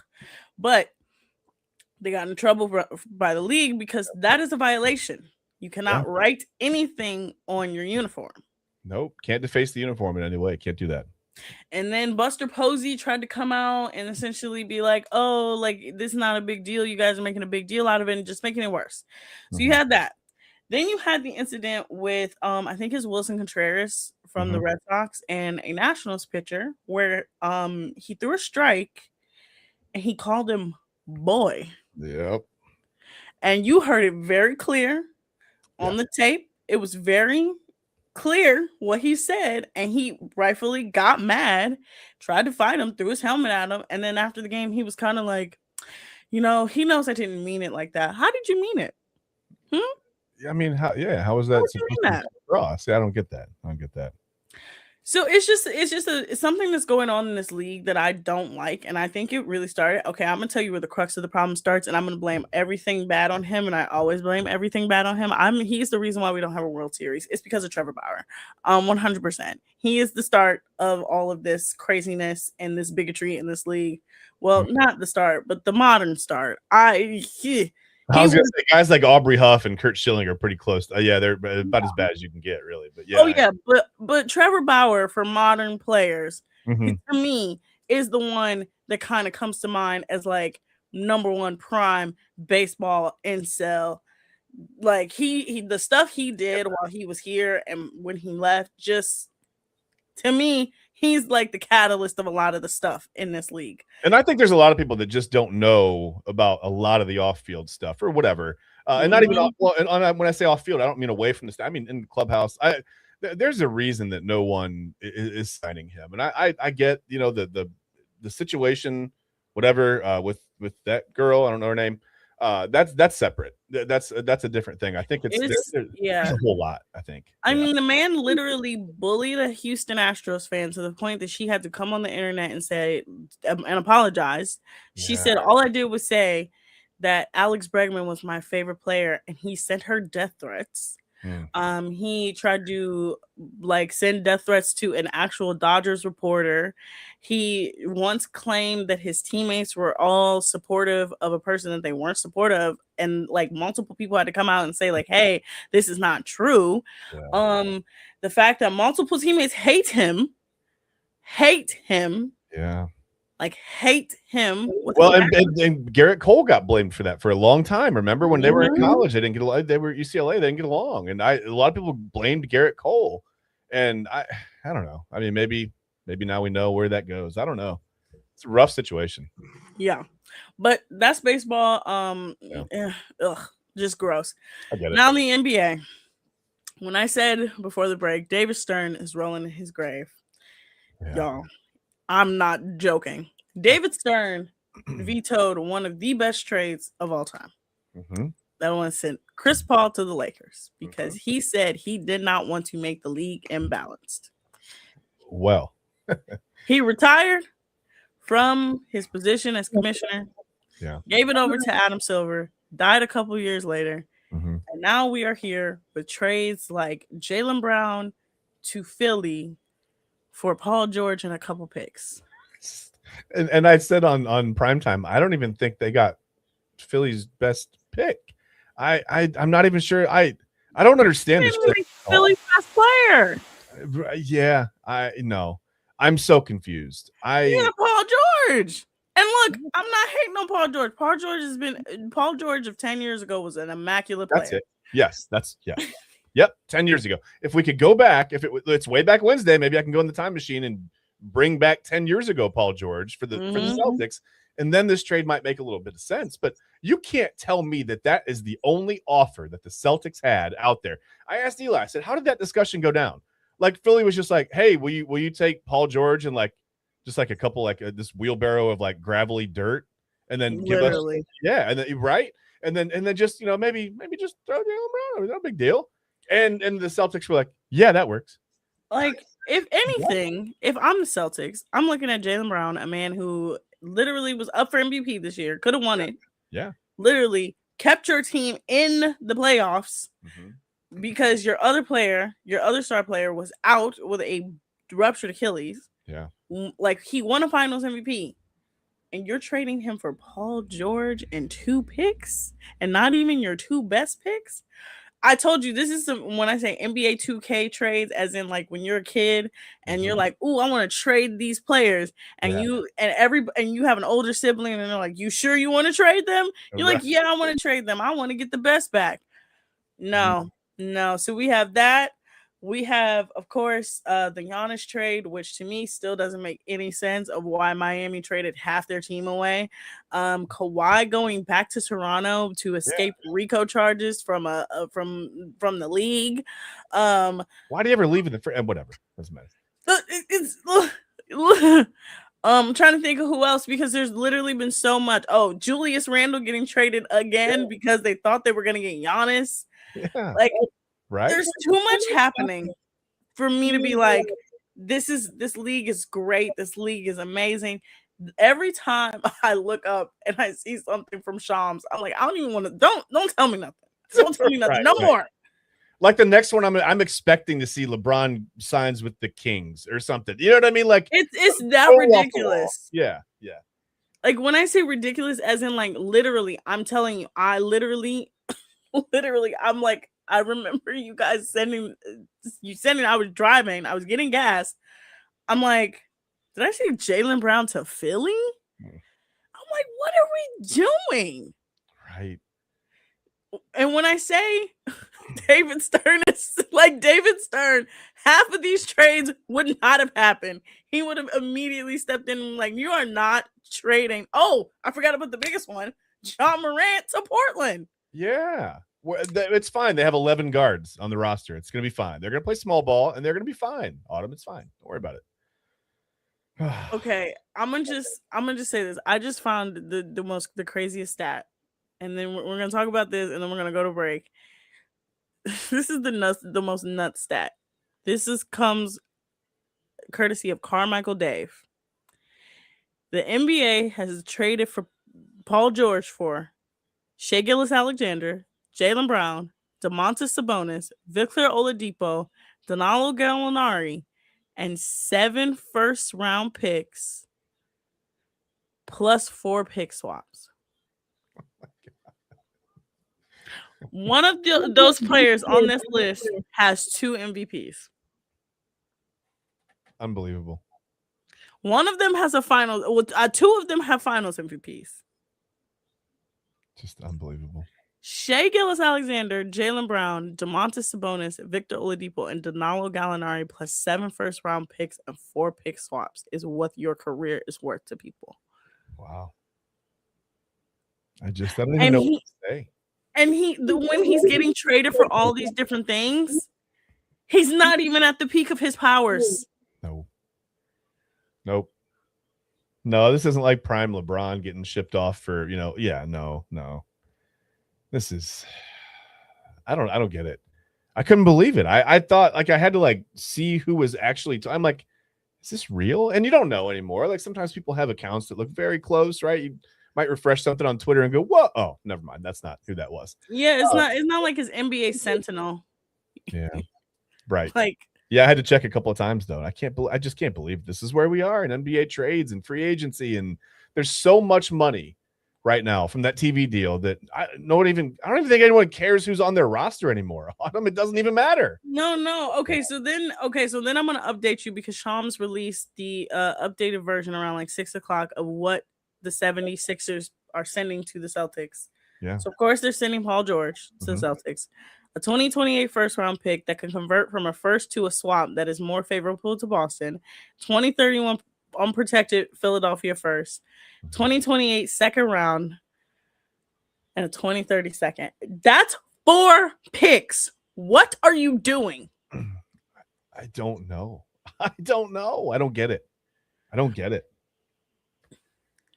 And then, Tobias Harris. Tobias Harris. I've never the Detroit Pistons won 60 games and their team has blown up. This is like watching movie night, and all the GMs are on the couch, and they're just like you get to watch the discussions of how the trades went down, and all of the other GMs are like, oh shit, right? Like I forgot about LaMelo. LaMelo got traded too. Yeah, he did. Him and all of his stellar driving record Chad, I don't understand. What are we doing in the NBA? What are we doing? Did the Knicks winning a championship break everything? Yes. Yeah. They turned off did you hear at CERN? They turned off the Large Hadron Collider. So now people are saying all the weird stuff in the world is because of CERN, right? So they turned it off, and it's no coincidence that one day later this trade happens, right, between Philly and Ball. I don't know. I don't get it. This is the most ridiculous thing. Again, these are the trades when you're a child and you're playing video games for the first time, and your sibling is also playing with you, and they convince you to trade your best players while you're playing video games because you are convinced that this one player can help you win. What is the NBA going to be next year? This is the last question before we go to break. What is this going to be? I don't know. I have no idea. And the Cavs, meanwhile, are not just standing pat. Their pieces are getting like jettisoned off the Cavs. Like they're just losing pieces left and right. I don't know. What is it? James Harden opted out, but he's trying to restructure. Dean Wade got a 4-year ridiculous contract. Thomas Bryant is coming back. Honestly, the Cavs right now look like geniuses. Maybe. Everybody else looks stupid. I've never seen this. Maybe I didn't think about it that way. Maybe, but I don't know. Someone, by the way, just really quickly, someone posted on Facebook. They said, "Put this trade into NFL terms," and they said this is like the Eagles trading Jalen Hurts for Deshaun Watson. And I was like, okay, that's exactly what it is. This is exactly what it is. It is literally in terms of like, hey, this person has been injured for the last 10 years. Yeah. And here's this shining example that won a championship. Here you go. They had to have been so sick of Jaylen Brown in Boston. I mean, I don't understand. Couldn't have been the only offer, right? No, Brad Stevens is not stupid. We saw when he was a coach, he wasn't stupid. I don't understand what this thing that he's been doing lately. And we know Joe Mazzulla is crazy. I'm gonna just say that, y'all, he's crazy. It's not a quirk. He's crazy. Fair. It's fair. When we go back, I'm gonna continue. So we're gonna talk more about Love Island. We're probably gonna end the show with Love Island. I'm gonna get your predictions for part 2 of movie night, and we're gonna have a mass dumping coming in the next couple days. We will not be on when the mass dumping probably happens, but when we come back, we will talk about movie night part 2, our predictions, what's gonna happen, and so much more. But you guys are watching a spiral here on the Inside Edge Network. Pretty bad. Fanatics isn't just our name, it's who we are. Loyal, passionate fans dedicated to our favorite teams and to the sports we love. That's why we're honored to be able to offer fans the world's largest collection of official sports apparel and sports jerseys from all leagues, teams, and players you love.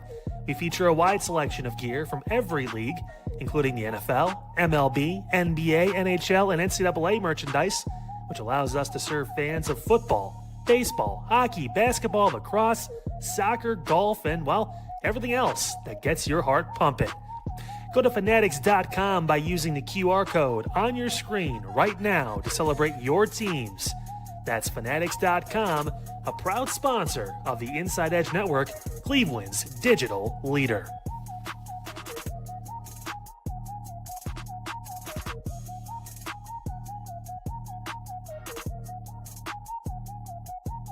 Small business owners are superheroes, but nowadays running your business means doing so inside your shop and on social media. That's why you should make Omega Video Marketing your sidekick. With a decade of content creation experience, I create dynamic, informative, and fun videos for your specific social needs that will increase brand awareness, get you more followers, and keep your social pages and websites current and fresh. I offer flexible pricing and turn times and will work with you to understand your brand and your story. All of that comes from the heart. My award-winning expertise is just the cherry on top. So let's get connected. After all, your brand is the alpha and my expertise is the omega. Discover our collection of handcrafted candles. That's right, every product is thoughtfully created in small batches free from harmful toxins for mindful everyday indulgence. Our candles are hand-poured in coconut soy wax with natural wood wicks, offering a long-lasting burn and rich fragrances. Create a cozy, safe ambiance for your home with candles from Alley Rose Fragrances. First-time customers use the promo code InsideEdge20 to receive 20% off your order. AlleyRoseFragrances.com, proud sponsor of the Inside Edge Podcast Network. Mosser Moments Photography is a husband and wife wedding photography team based in Cleveland, owned and operated by Inside Edge Network's very own Ryan Mosser and his wife, Hallie. For the past 10 years, they've captured more than 100 weddings across Northeast Ohio and beyond, always working together as a true two-person team. Their style centers on authentic, emotional storytelling, documenting the real moments between two people in love and creating images that feel natural, comfortable, and true to the couple. Rooted in Northern Ohio but inspired by their travels, Ryan and Hallie bring a warm, personal approach to every wedding day. Their work blends experience, consistency, and a genuine passion for helping couples relive their best day through timeless photography. Learn more at MosserMomentsPhotography.com by using the QR code on your screen right now. MosserMomentsPhotography.com, a proud sponsor of the Inside Edge Network, Cleveland's digital leader. Happy July 1st, everybody. It is NBA free agency season. Get the popcorn ready to go. Eli Moon, a lot of craziness going on, and we here in Cleveland are at the center of it right now.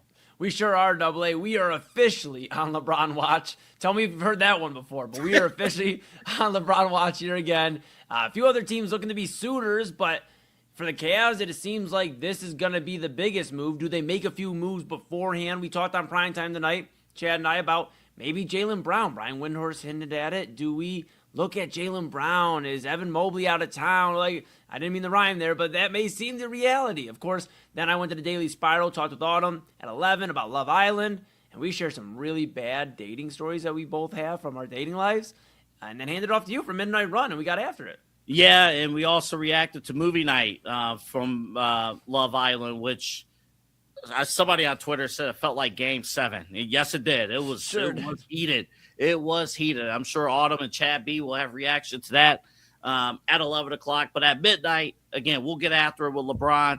What does each option mean in terms of where he's going to go, the candidates? What is Rich Paul? What is he looking for at Clutch Sports? So we'll get into all of that. Plus, a major championship fight featuring one of our own is happening here this weekend. So Eli and I will get into all of that coming up tonight. 3 shows. Almost messed it up. I had to think about it. 3 shows, 1 stream every single weeknight, 10 o'clock Eastern time. We thank you for your support here at the Inside Edge Network. 5, 4, 3, 2.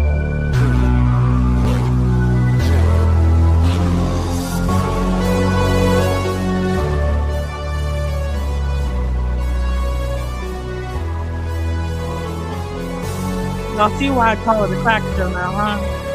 Because y'all see why I call it a crack show right now. Okay. So, Chad, movie night part 2. Well, okay. So, we've gone through movie night already. Your thoughts on kind of everything, because you pretty much got through it. If you got to the sincere part, that was it. Yeah. They didn't go anything more, right? Yeah, I just missed some stuff in the middle of the 5 episodes. I tried to skate through, but I tried to watch all of movie night because that's okay. You know what I mean? I'm gonna just speed through what you missed. Okay.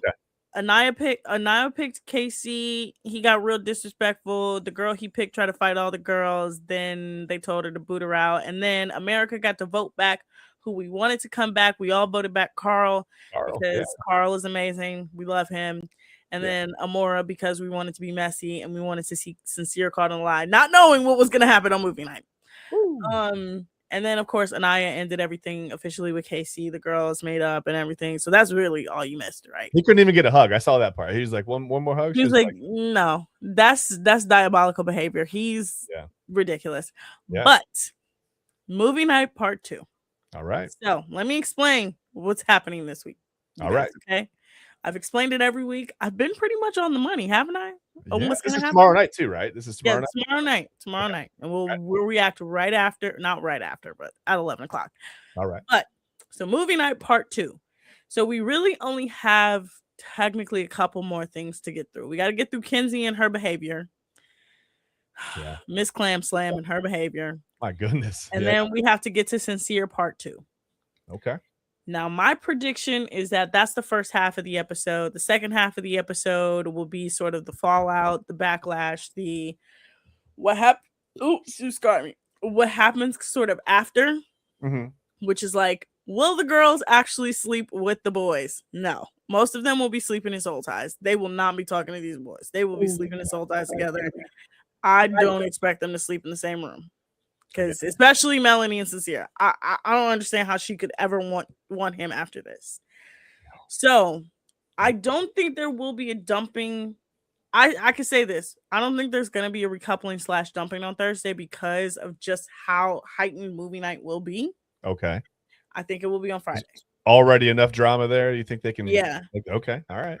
I think it will be Friday because it has to be a mass dumping. There is 19 people in the villa right now. Okay. They have to get that number down to 8.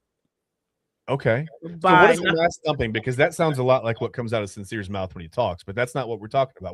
How many people go in a mass dumping? So in a mass dumping, it has to be at least I think because last year it was 1, 2, 3, 4. It was 6. No, it was 7. 7 Islanders got dumped. Okay. Wow. Okay. So it would take it down from 19 people. Okay. To I'm trying to do the math in my head. Wait, how many people did we say? 19 minus 7, it'll be 12. It's 12. I forgot what you said. It's 12. Yes, we can do that.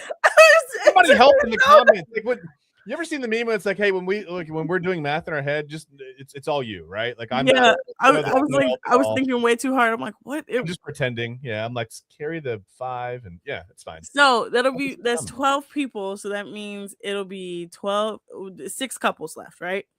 Okay, yeah.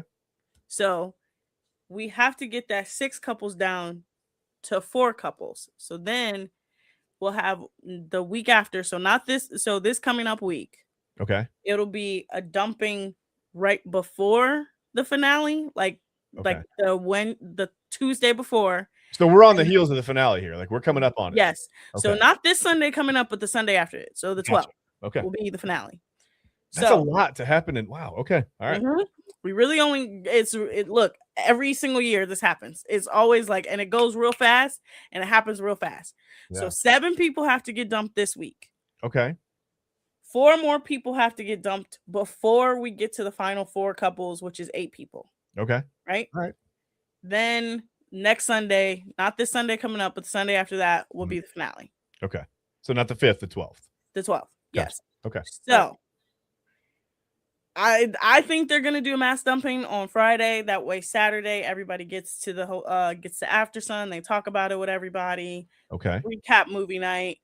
They'll have the rest of the week up until I think it'll be Tuesday. So Tuesday will be 1 couple goes home.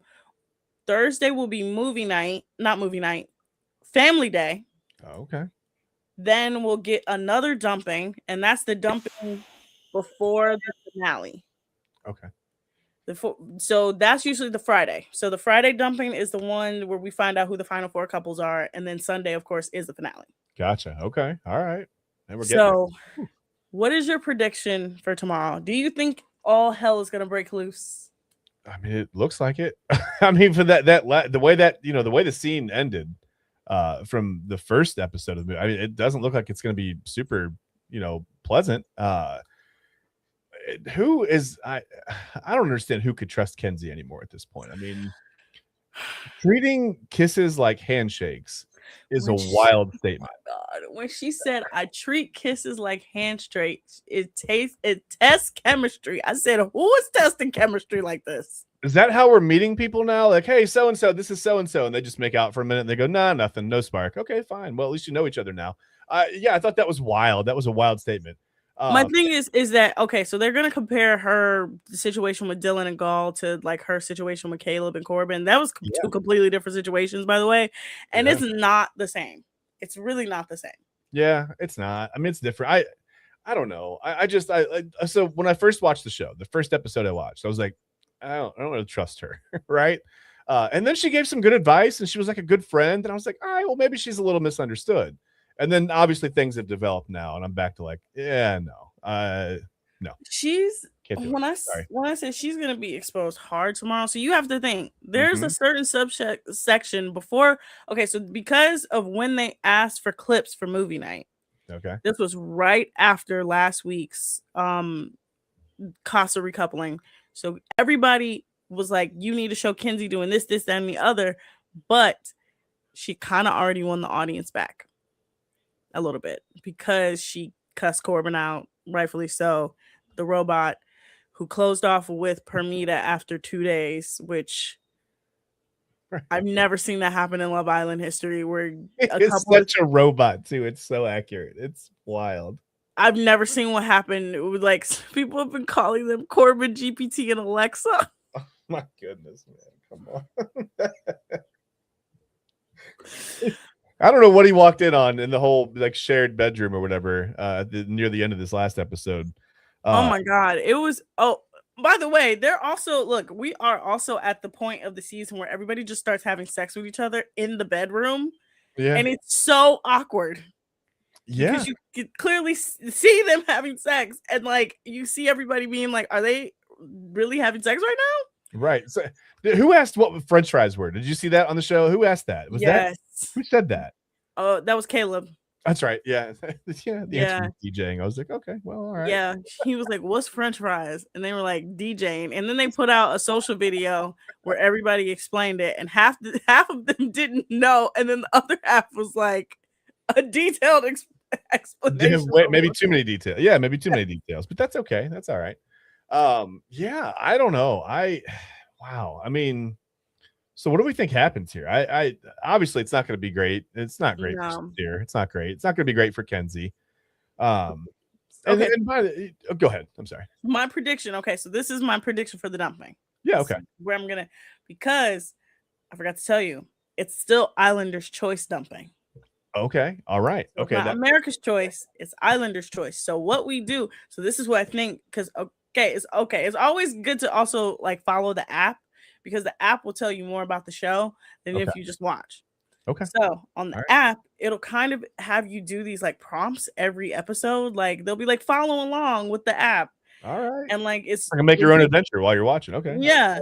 And like they'll do these like polls where it's like it looks ridiculous, but you're like, okay, this kind of works. This kind of works. So last year what they did is they actually used the polls that we constantly did on the app, and they compiled them all together, and they had a bottom number of Islanders, and then they had all the other Islanders stand behind who they wanted to save, and the person who got the most votes to save got to stay, and then everybody else got dumped. So like 7 people got dumped last year.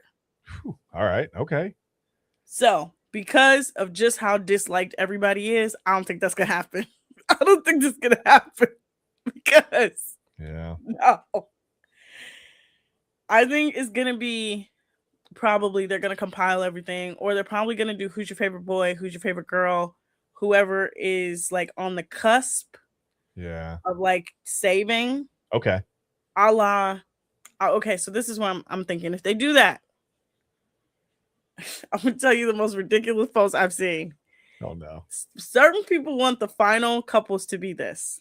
All right. Trinity and Bryce, which we kind of already know, they're boyfriend and girlfriend. Congratulations. Yeah. Carl and Anaya, because they've gotten back together, pretty cute, lives fit. They seems like they're gonna work. Yeah. Carl seems pretty sincere, not sincere.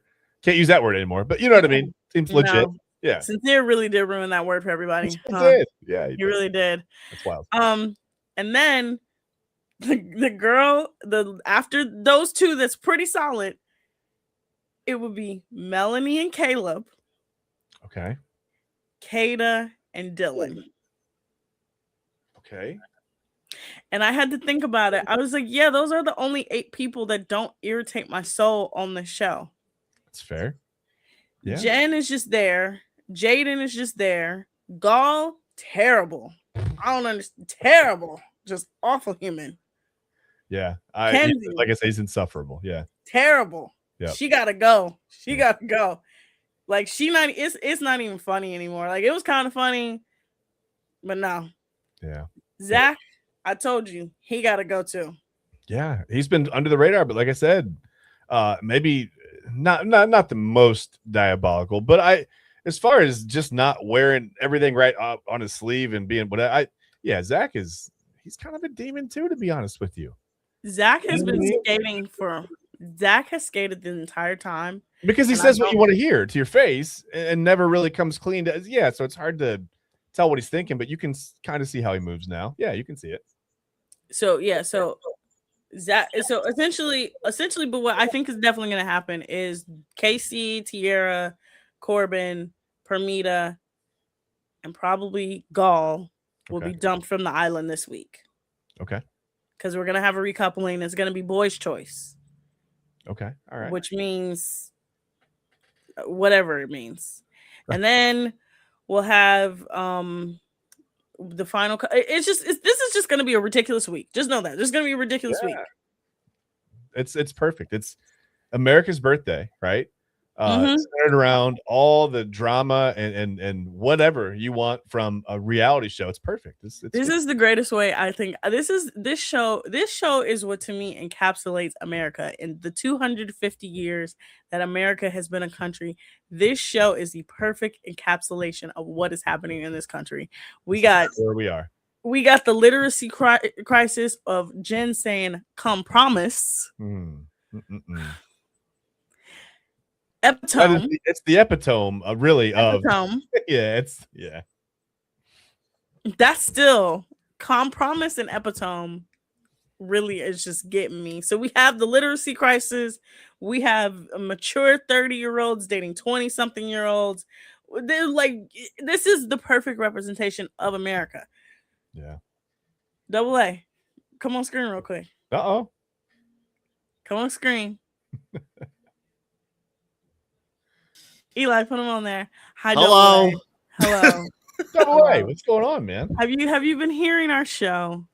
Yeah, I've been listening and I've watched some videos as well, especially the one you sent yesterday. I watched that.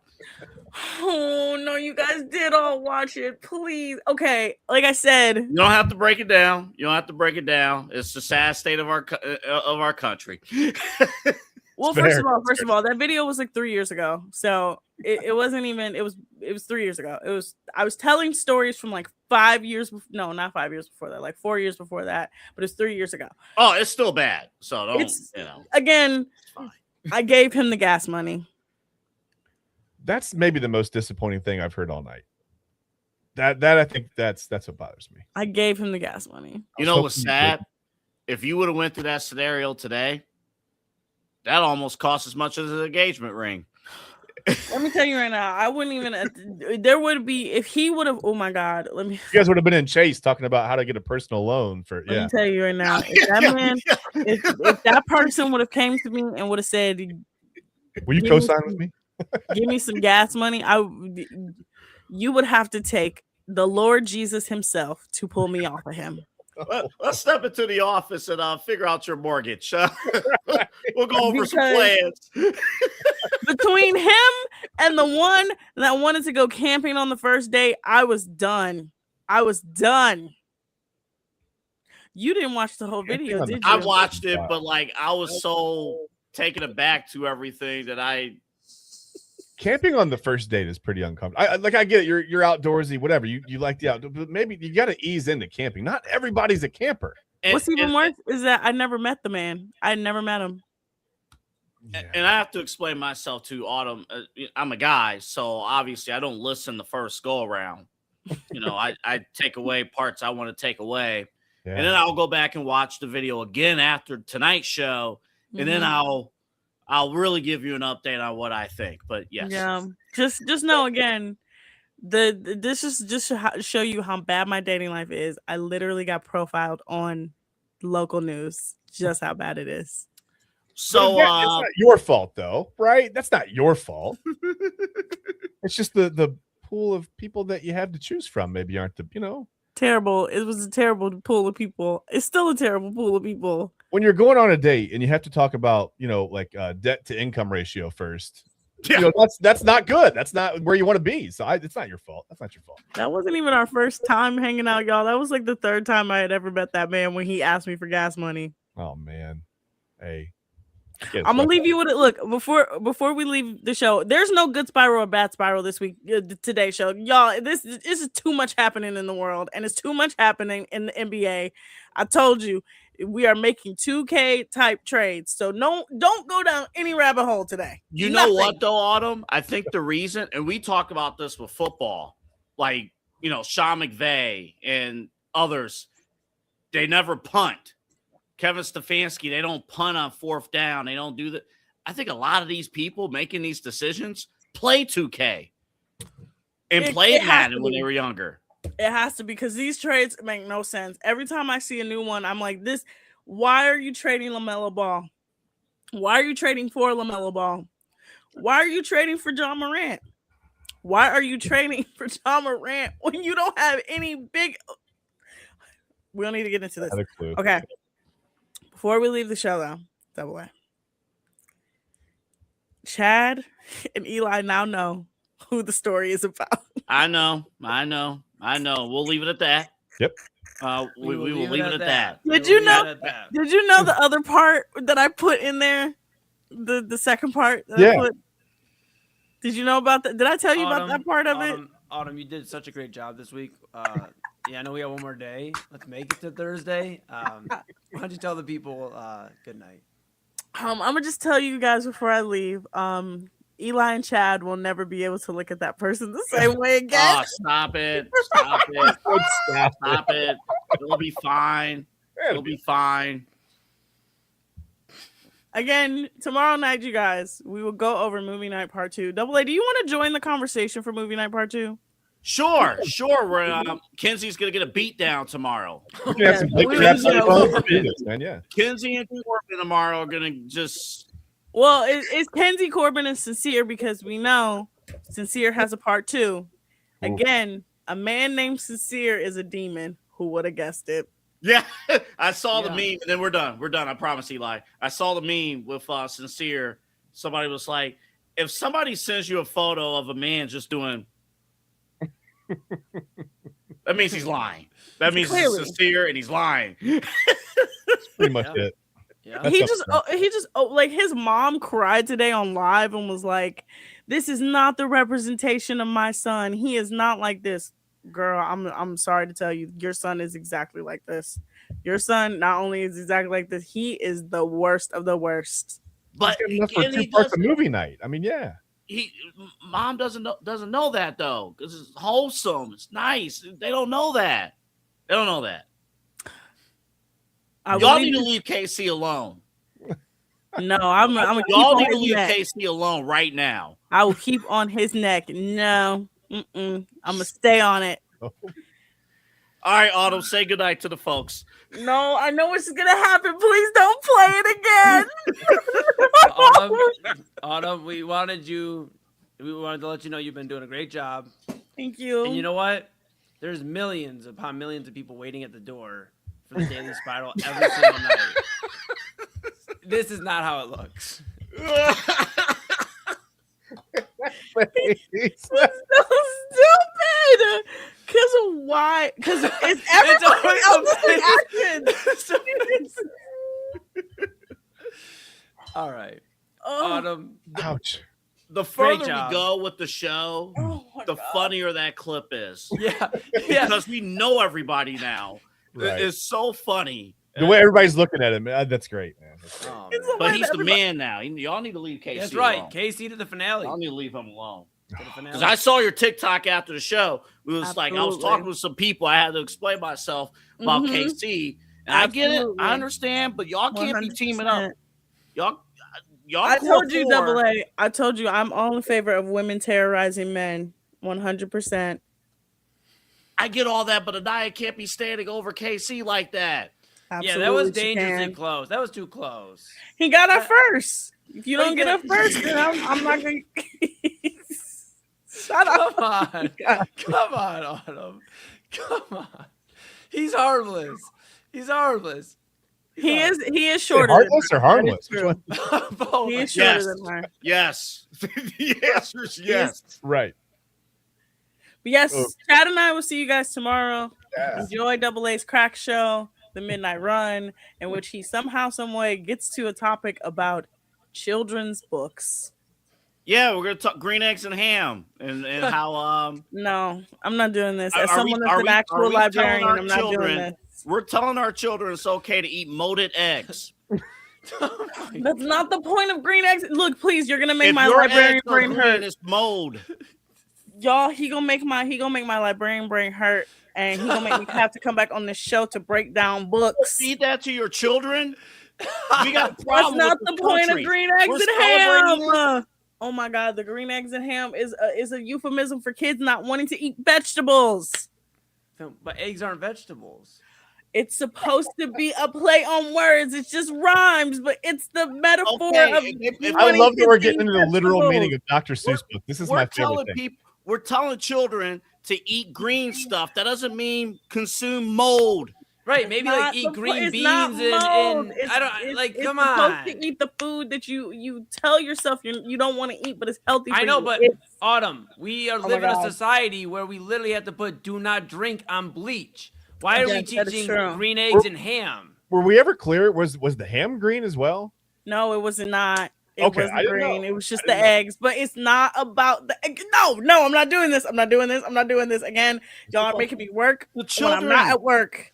Don't you work with kids, Green Autumn? eggs. How do Why you not? tell the children? Not not only just- do I work with kids, you guys, I'm a literal librarian, so this is making my brain hurt. So I Autumn, know. why not No. greens and hams? Why is it got to be green eggs? Why can't it just be greens and hams? There's the vegetable. Because green eggs and ham rhymes. That's the only thing. That's the reason why. Eli, No. let's talk World Cup when we come back from break. Goodbye, you guys.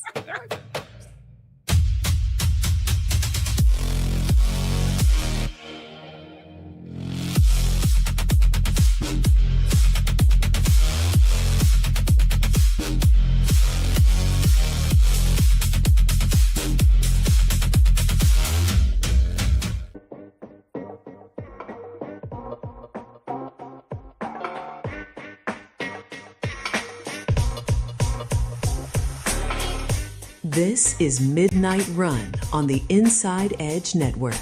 Here's your host, Anthony Alford.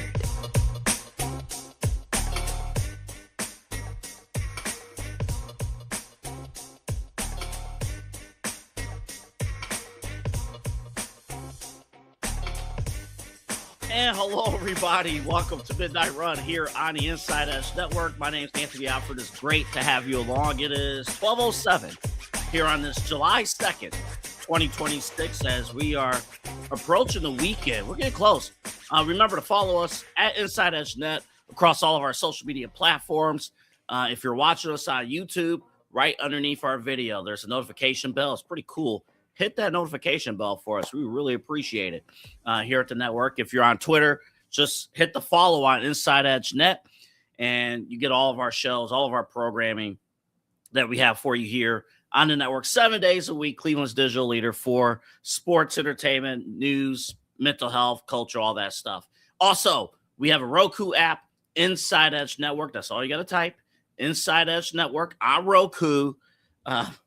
We have you covered. I knew that was going to drive Autumn crazy about the green eggs and ham. I had a discussion with some friends over the weekend about, boy, if you took the literal meaning of children's books, it would destroy you. It would destroy you. And you start with green eggs and ham, and that's that. We're teaching our children to eat green. I know they meant vegetables, but come on now, it's fun, and flip it around and you'll be fine. All right, we got a ton of things to talk about here in this next hour here on Midnight Run. We're going to talk basketball. We got boxing coming your way that we're going to discuss, and combat sports. But we're going to start with soccer. And there's a very, very great reason to start with soccer. There's something happening here in America, and I can say here in America because the matches are taking place here in America over in the San Francisco Bay Area Stadium. I'm still getting used to that. But Team USA, a winner today, 2-0 over Bosnia, or Blue Mountain State's favorite country there. But they won today. And a couple of things I'm actually learning. And again, I'm not a full-fledged soccer expert. I'm not going to come on here and break down how, although I could take away some things that commentary mentioned that I saw, including aggressiveness from Team USA, taking full advantage of the style of play. The other team could match the pace of play that Team USA provided. But I learned some things. What I didn't know until tonight, if you get a red card, you're down a man for the rest of the contest. Did not know that. And I didn't know that the player who got the red card is also suspended for the next game. That's craziness. And that's going to be a storyline heading into Monday night for Team USA's round of 16 matchup happening in Seattle. But overall, just phenomenal time. I'm also learning about extra time and how that has come about. And you've also noticed with extra time, with the hydration breaks coming into play, that adds on. Also, there was an injury right before the half. And so the 5-minute extra time really became a +9. And then at the end of regulation, there was 10 minutes of extra time there. So again, I'm learning things, but it's exciting. Soccer's exciting. You know, soccer's fun to experience in person, to be at in person. I'm not saying attend a World Cup game because you probably have to, destroy your budget to attend. I saw something. I don't know if this is true or not. It was on the internet, so it has to be true. Parking outside of San Francisco Bay Area Stadium, $200 for a parking spot. $200. Yeah. Now, Team USA, to this point, the men's team, historically, I don't know. I could be off base on what I'm saying here, but one of the greatest runs in Team USA men's soccer history to this point. This is incredible. The fact that they are on to the round of 16 is phenomenal. They actually could have won even with a higher margin, but we had 2 offsides calls tonight. But we'll take 2-0 or 2-0. We'll take it. Could have been 4-0, but again, we'll take it. A win is a win is a win. Now, I always point to the question that I have every single World Cup, and those on social media have the casuals, right? I'm not the hardcore soccer fan. I know people. We are friends and bros with people who are soccer fans, hardcore soccer fans, breaking down and observing every single World Cup game. One of my old coworkers, a good friend of mine, I remember coming into work and he would have Premier League on the TV every Saturday morning. I would come in to take over for his shift, and he would have Premier League on the television every single Saturday I came in, and it was a great time just to sit there and watch. And watching soccer on Saturday mornings is great too. If you've been drinking on Friday nights, it's a great thing to watch when you're hungover. I'm not going to hold you. It's a great thing to watch when you're hungover. Haven't touched alcohol in a little while, but I'm just reminiscing here. Now, the question is always, all right, this World Cup is fantastic. It's great. People are watching. In fact, you look at the ratings, 18 million, 17 million, 16, like people are watching, and the numbers are going to grow. Like, we're talking these numbers are bigger than anything sports-wise, for the exception of NFL playoff games and Game 7 of the NBA Finals, Game 7 of the World Series with the Yankees and or whatever, that World Series, and the Game 7s in the past. Of course, Spurs, Knicks only went 5. Yankees, Dodgers only went 5. Those would have had monster numbers if they would have went 7. But what do you do after? What do you watch?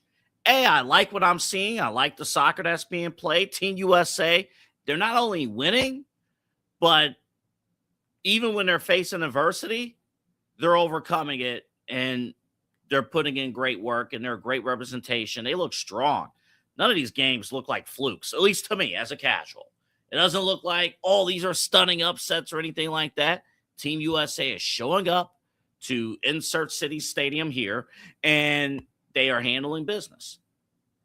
But what happens after July 19th? Or what happens if Team USA is eliminated? And, if Monday night is it? How do you take advantage of the popularity of men's soccer here in the United States? Well, the MLS commissioner, Don Garberd, was on Fox Sports earlier tonight, and he had this to say. This is 702 MLS 01, Eli. He had this to say when questioned by Fox Sports earlier today. So how does MLS capitalize on this energy, this type of crowd turnout this summer? Rob, it's really about recognizing that this momentum didn't start with the World Cup. It started in 2018 when we got the bid, 7 new teams, 9 new stadiums. And with all of this energy, all this joy, all this excitement, we're saying, thanks, world. When it's all over, we're going to take it from here. Commissioner, let's get a little topical, all right? I've been doing this for years with you, so let's get a little topical. Hydration breaks. Listen, MLS has always been on the forefront of innovation and experimentation, both on and off the field. We've seen a World Cup here with hydration breaks. Do you think that MLS going forward would have, not hydration breaks, because they've had those, but hydration breaks regardless of the temperature and regardless of the facility going forward? I don't know, Lexi. Right now, we came up with the time substitution rule. We came up with rep cam. Who knows? Let's see where the sport goes. When it's really hot, the safety of our players is paramount. But as it relates to anything else, I'm celebrating that today, man. All right. Miami's Lionel Messi tearing it up on the stage. What has he done for MLS right now through the course of this World Cup? Rob, there are GOATs, and then there's the GOAT of all GOATs. I mean, this guy's setting records here. He's setting records in Barcelona and Paris. And obviously, having a player like him in our league, entertaining the world and bringing such attention to Inter Miami and MLS has been great. We love him, and he loves being here. Commissioner, always good to see you. Now you got to fight through that crowd to get to your seat. Good luck with that. I'm not going to lie to you. I was getting hyped. At least, I wish I was in that crowd. That was courtesy of Fox Sports, the MLS commissioner, on the program. And, soccer, the hype is at all-time high, as it should. As it should. This is a great time. But now, how are you going to capitalize? There's really one answer. I know, you talked about Messi and you talk about the hydration breaks, and I get all that. And these topics are tricky because the core fans, for sports like soccer and tennis, Wimbledon is going on right now. It's a little fragile if you want to get into changes.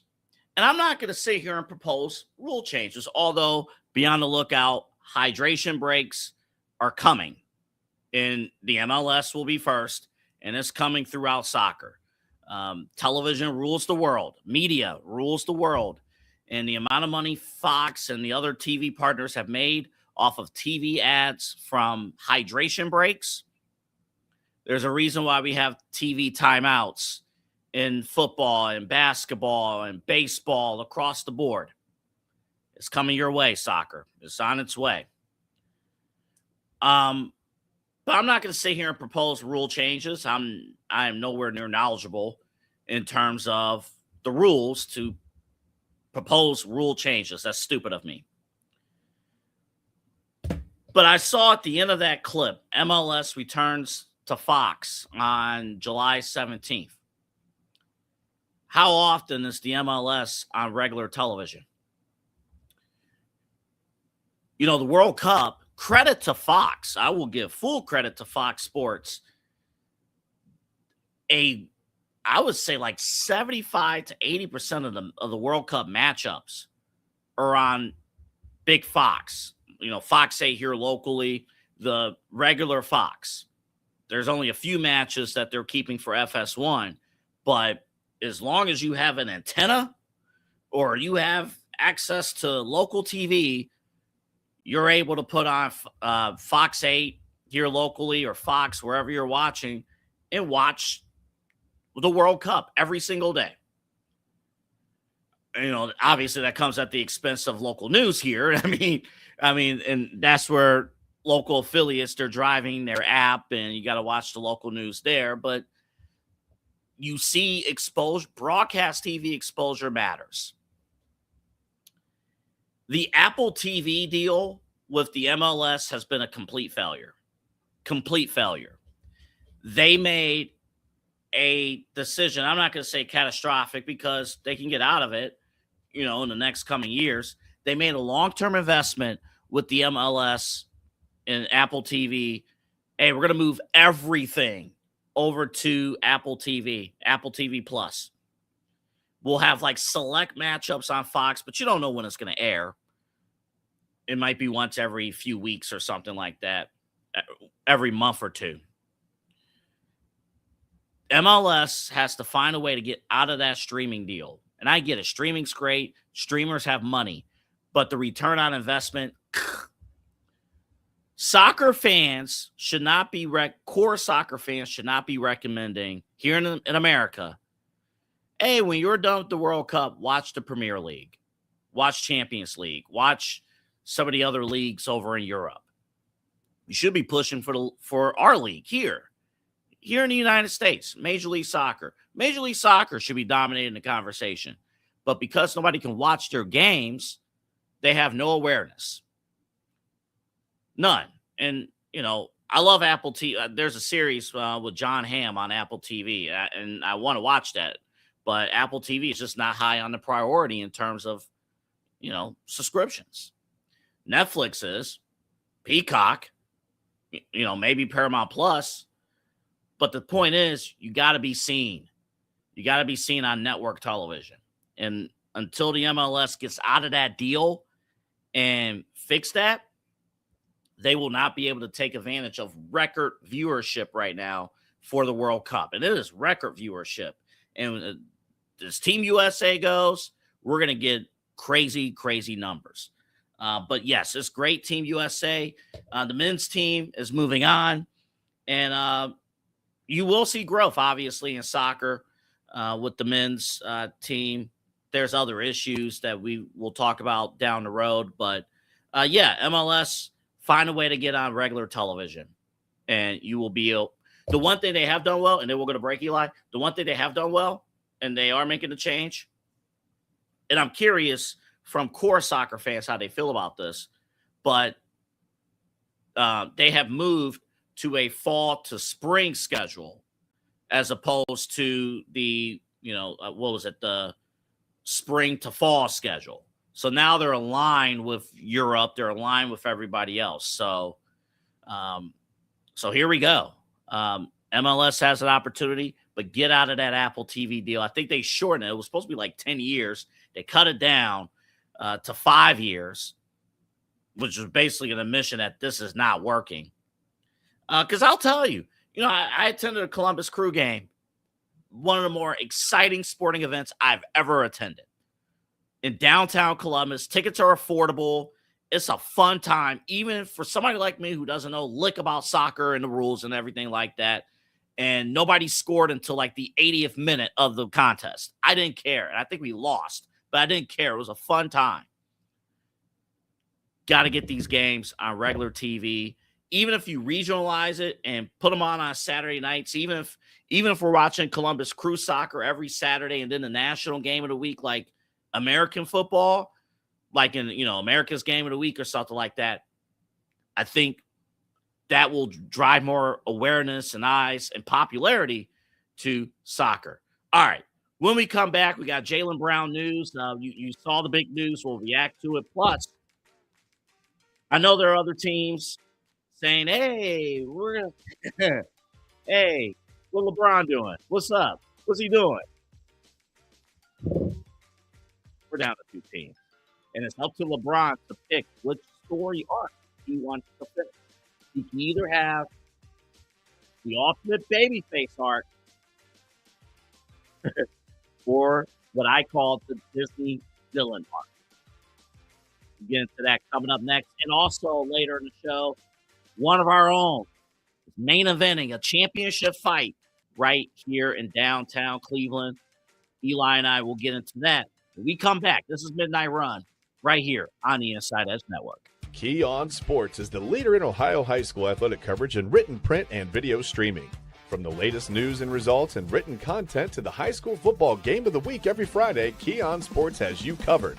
The vision of 15-time published author Vince McKee has become the most trusted site in Ohio high school athletic news. From podcasts to player profiles, Key On Sports is your one-stop for all of it. Visit them today at keyonsports.com or on YouTube at Key On Sports. Check out their socials on Twitter and Facebook as well.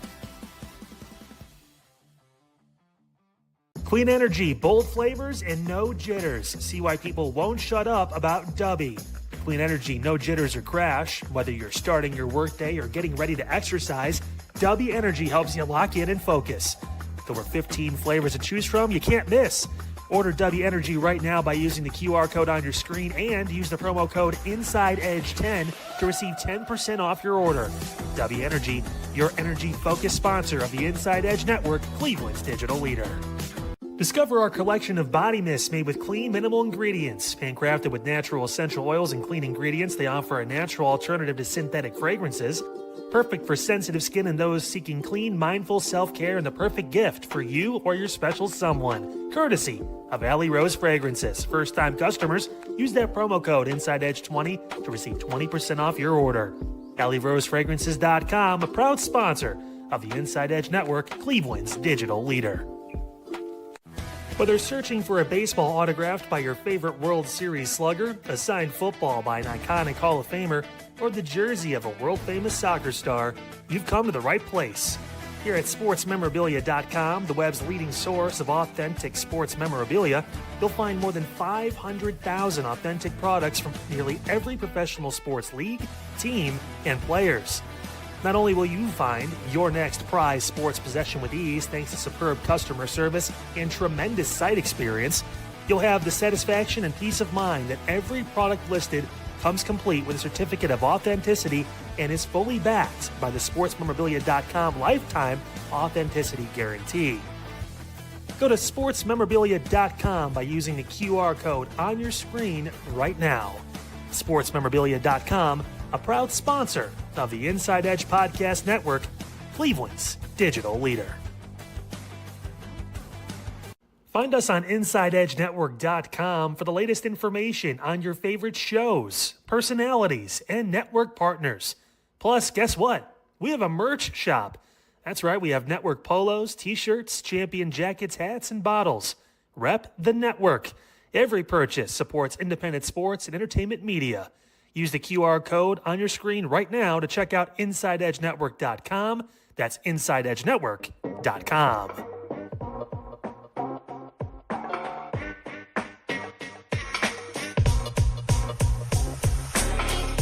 This is Midnight Run on the Inside Edge Network. Here's your host, Anthony Alford.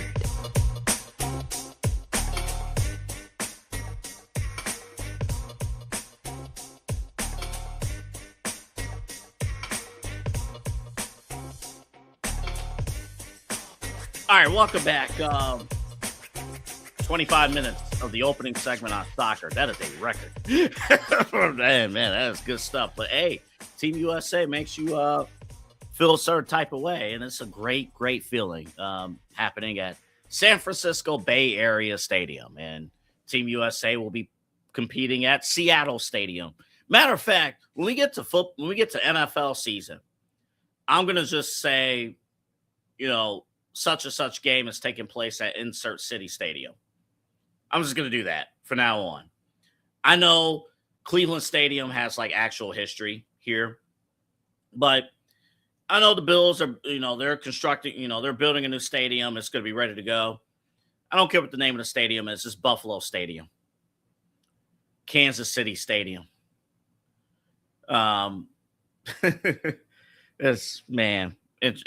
The things that have to happen, FIFA and also the NCAA, the things that have to happen to be in regulations is crazy. Corporate sponsorship, you gotta love it. We'll talk LeBron in about 3 minutes. Jaylen Brown first. We have a clip from Jaylen Brown. You remember when he went on his Twitch channel? He went on his Twitch channel and talked beef about this man. Take a look and remember that now they are teammates. I mean, this is my personal opinion on basketball. Some of y'all might disagree. You know what I mean? But argue with your grandma. Flopping has ruined our game. Joel Embiid is a great player, one of the best bigs in fucking basketball history. Flops. He know it. This ain't breaking news. This ain't, you know what I mean? It is what it is. I can clip it up. Like I said, y'all can post it on these paid accounts that y'all, these bot, whatever. That's just my opinion.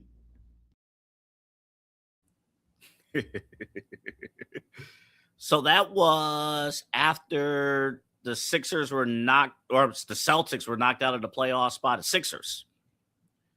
And then one day, Brad Stevens said, hey, I'm going to help Philadelphia become a championship contending team. How about that? I will say this: if I was a referee, I would not want to officiate 76er games next year. You got the flopper in Embiid, Joel and Embiid, and you have Jaylen Brown, who again it's hard to. He says he doesn't get calls. I think he commits offensive fouls every offensive possession. That's just me. That's just me. Now, if you're tuning in for the first time tonight and you're saying, Double A, you wouldn't have said that if he would have been traded to the Cavaliers. Hell yeah, you're damn right. I don't care. I don't care. He ain't here. So F him. And it's not his fault. It's not his fault. It's the circumstance. If Brian Windhurst got me all hyped up about Jaylen Brown coming here, and it's like, you see, I wonder what could have happened if you have LeBron and then Jaylen Brown and then Cleveland. None of that happened. None of that happened. The Clutch Sports, Rich Paul blowing smoke off every. Yeah, none of that happened. Yeah, good luck, Boston. I typically do not feel bad for Boston on anything. Boy, if only they could have got Paul George 10 years ago. My goodness. I thought the Celtics were a bona fide championship contending team. Not anymore. Not anymore. But, enjoy your draft picks. LeBron James. Now, listen. I know Denver has given him a phone call. His representatives a phone call. Philadelphia has now reached out like, hey, we got Jaylen Brown. Come here, LeBron. The process. You remember the process? We've been working on the process for a generation now.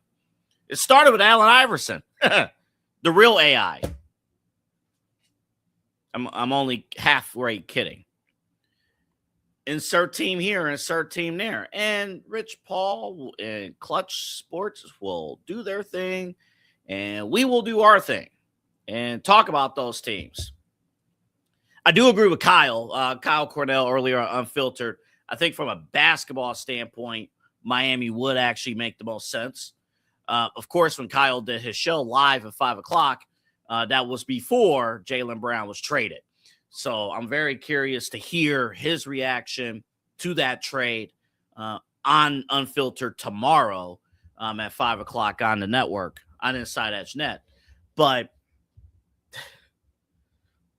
there's only two choices, real choices. Maybe the Heat is a distant third in Philadelphia. It's the Cavaliers and the Golden State Warriors. And there's two storyline hooks to this. On one hand, he could be the ultimate league's babyface, Cleveland's babyface, but on behalf of the league. The boyhood dream has come true for LeBron James. Started here. The decision was only a childhood mistake. Comes back home. I remember I was working at Cedar Point, and my supervisor walked up and was like, LeBron's back. I never felt more happy on a random Wednesday afternoon than I did right at that moment in 2014. It was great. I was working my little Plinko game, and I was so excited when LeBron was back.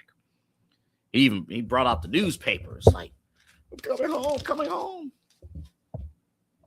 2018, obviously we win the title. We're in 4 straight NBA finals. 2018, all right, goes to Los Angeles, Hollywood. Thank you for the championship. Thank you. Do your thing in LA. Make Space Jam 2. Give it a shot. Give it a shot and do what you can. Build out a life and everything. But you could finish the story here at home. It's wholesome. It's Lifetime's finest work. Lifetime, Hallmark, Inside Edge Network light pictures. It would be great. It would be great. Coming soon to a theater near you. And I would love it. Obviously, all kidding aside, as a fan, I would love it. I actually thought Matt Wintz, who was on with Eli Moon and Chad Bryan earlier today, WKYC's Matt Wintz, check out their interview, by the way. Great stuff. The July forecast, but he offered an interesting insight that a lot of people, and this is what we're going to face. He had mentioned, and I'm paraphrasing here, that I would almost be more interested in just the storybook return and the storybook ending, even if we didn't accomplish the championship goals. And there's a ton of people here locally that do feel that way. I'm not saying everybody, but there are people who do feel that way. So that's one career arc. Then there's the villain arc. This fall, man, it's so tough. This fall, I'm deciding to take my talents to South Beach. My dad called me like 2 minutes before it aired. And he said, I saw it at Cleveland.com, he's going to Miami. And it was the one time I lost. I apologize, Mom, if you watch the show. I threw our little music audio remote control. I threw it across the room. I was so upset. I can't believe it. Cannot believe it. And then not 1, not 2, not 3, not 4, not 5, not 6, not 7. Admittedly, I was very excited when he lost the championship in 2011 to Dallas. Yes, that was 15 years ago. But yes, he did win the next 2 titles and then didn't end well with the Heat. And he came back. And I'm not taking away anything from those 4 years. I blame Kevin Durant more than anything in terms of why we didn't win more titles. If you go back 2018, we had no business going to the finals. 2018, Boston should have been there. We had no business. LeBron put up one of the greatest performances that Game 7 in the Eastern Conference Finals. We had no business being in the finals. But Golden State. We did the show 2 days ago. I'm still not over it, to be perfectly honest. I understand, and again, he could tell the story. And I'm coming from a guy who does a pro wrestling podcast, a pro wrestling show, which you can see Friday mornings here on the Inside Edge Network. Myself and Kyle Cornell. We're getting ready for SummerSlam. I understand the story. You have an opportunity to play with, to be teammates with your bros. But at some point, as my buddy Eli Moon put it, how many bros do you have in the league? And why is one half of the league good enough for you to play with and the other is not? And then if we're talking about from a legacy standpoint, what's good and what's not good, how many damn Hall of Famers you need to be teammates with? How many? How many do you need? Like, all right, I get it. The ultimate dream is to play with these teammates and this and that and that. That's what the Olympics are for. That's what the World Championships are for. Oh, so we're just going to AAU this in the NBA now? Just cuz? And I will point this out too. I will say this. If he is with Golden State, it will be under my assumption that he does not want to compete in a suddenly loaded Eastern Conference. Look around. Look around. You're going to have to work to win this Eastern Conference. In the West, you have OKC and San Antonio. I understand Minnesota is around. The Lakers are around. But that's your competition. Okay, Houston's around. But that's your competition. OKC and San Antonio. In the Eastern Conference, I could legit give you 5 or 6 teams that if they get hot, they're going to give you problems. They're going to give you problems. And that move, if he goes to Golden State, that tells me he doesn't want to compete in the loaded Eastern Conference. This is just about competing with his best friend. Now, I won't hate him. Come on, I'm not going to hate him. The story itself, if the villain story it's fun, right? You need bad guys. You need heels. Every great story needs a heel. But LeBron James, when it's all said and done, when the career is done, if he chooses to go back to Cleveland, or hell, I'll say other teams other than Golden State.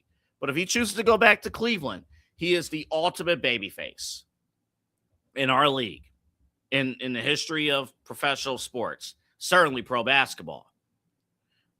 But if he goes to the Golden State Warriors, he will pick up what he left off in Miami. The ultimate villain in the NBA. I mean, seriously, who wants to root for that team anyway? Can we be real about this now? Who would sit there, who other than front runners would actually want to root for that Golden State team in the first place over your own team? Who would want to root for that? Oh, I hope they get their 5th title. Get the hell out of here. They're struggling to possibly put it together. I don't know if they can win championship number 5.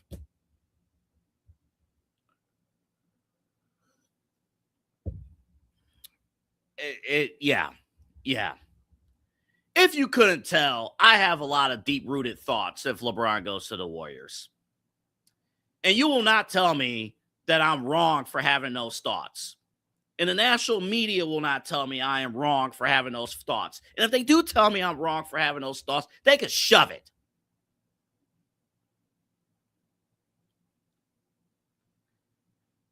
Let's see what happens. I'm going to get Eli's thoughts on this when we come back to. Plus, a major championship fight comes your way this weekend from Cleveland's own. We'll talk about that up next here on Midnight Run. Fanatics isn't just our name, it's who we are. Loyal, passionate fans dedicated to our favorite teams and to the sports we love. That's why we're honored to be able to offer fans the world's largest collection of official sports apparel and sports jerseys from all leagues, teams, and players you love. We feature a wide selection of gear from every league, including the NFL, MLB, NBA, NHL, and NCAA merchandise, which allows us to serve fans of football, baseball, hockey, basketball, lacrosse, soccer, golf, and, well, everything else that gets your heart pumping. Go to fanatics.com by using the QR code on your screen right now to celebrate your teams. That's fanatics.com, a proud sponsor of the Inside Edge Network, Cleveland's digital leader.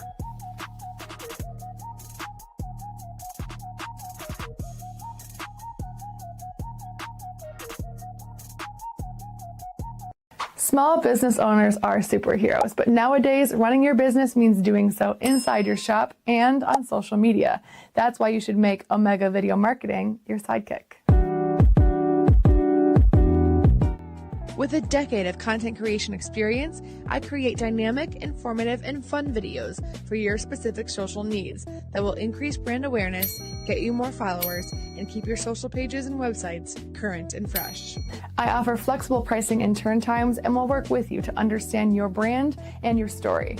All of that comes from the heart. My award-winning expertise is just the cherry on top. So let's get connected. After all, your brand is the alpha and my expertise is the omega. Discover our collection of handcrafted candles. That's right, every product is thoughtfully created in small batches free from harmful toxins for mindful everyday indulgence. Our candles are hand-poured in coconut soy wax with natural wood wicks, offering a long-lasting burn and rich fragrances. Create a cozy, safe ambiance for your home with candles from Alley Rose Fragrances. First-time customers use the promo code InsideEdge20 to receive 20% off your order. AlleyRoseFragrances.com, proud sponsor of the Inside Edge Podcast Network. Mosser Moments Photography is a husband and wife wedding photography team based in Cleveland, owned and operated by Inside Edge Network's very own Ryan Mosser and his wife Hallie. For the past 10 years, they've captured more than 100 weddings across Northeast Ohio and beyond, always working together as a true two-person team. Their style centers on authentic, emotional storytelling, documenting the real moments between two people in love and creating images that feel natural, comfortable, and true to the couple. Rooted in Northern Ohio but inspired by their travels, Ryan and Hallie bring a warm, personal approach to every wedding day. Their work blends experience, consistency, and a genuine passion for helping couples relive their best day through timeless photography. Learn more at MosserMomentsPhotography.com by using the QR code on your screen right now. MosserMomentsPhotography.com, a proud sponsor of the Inside Edge Network, Cleveland's digital leader.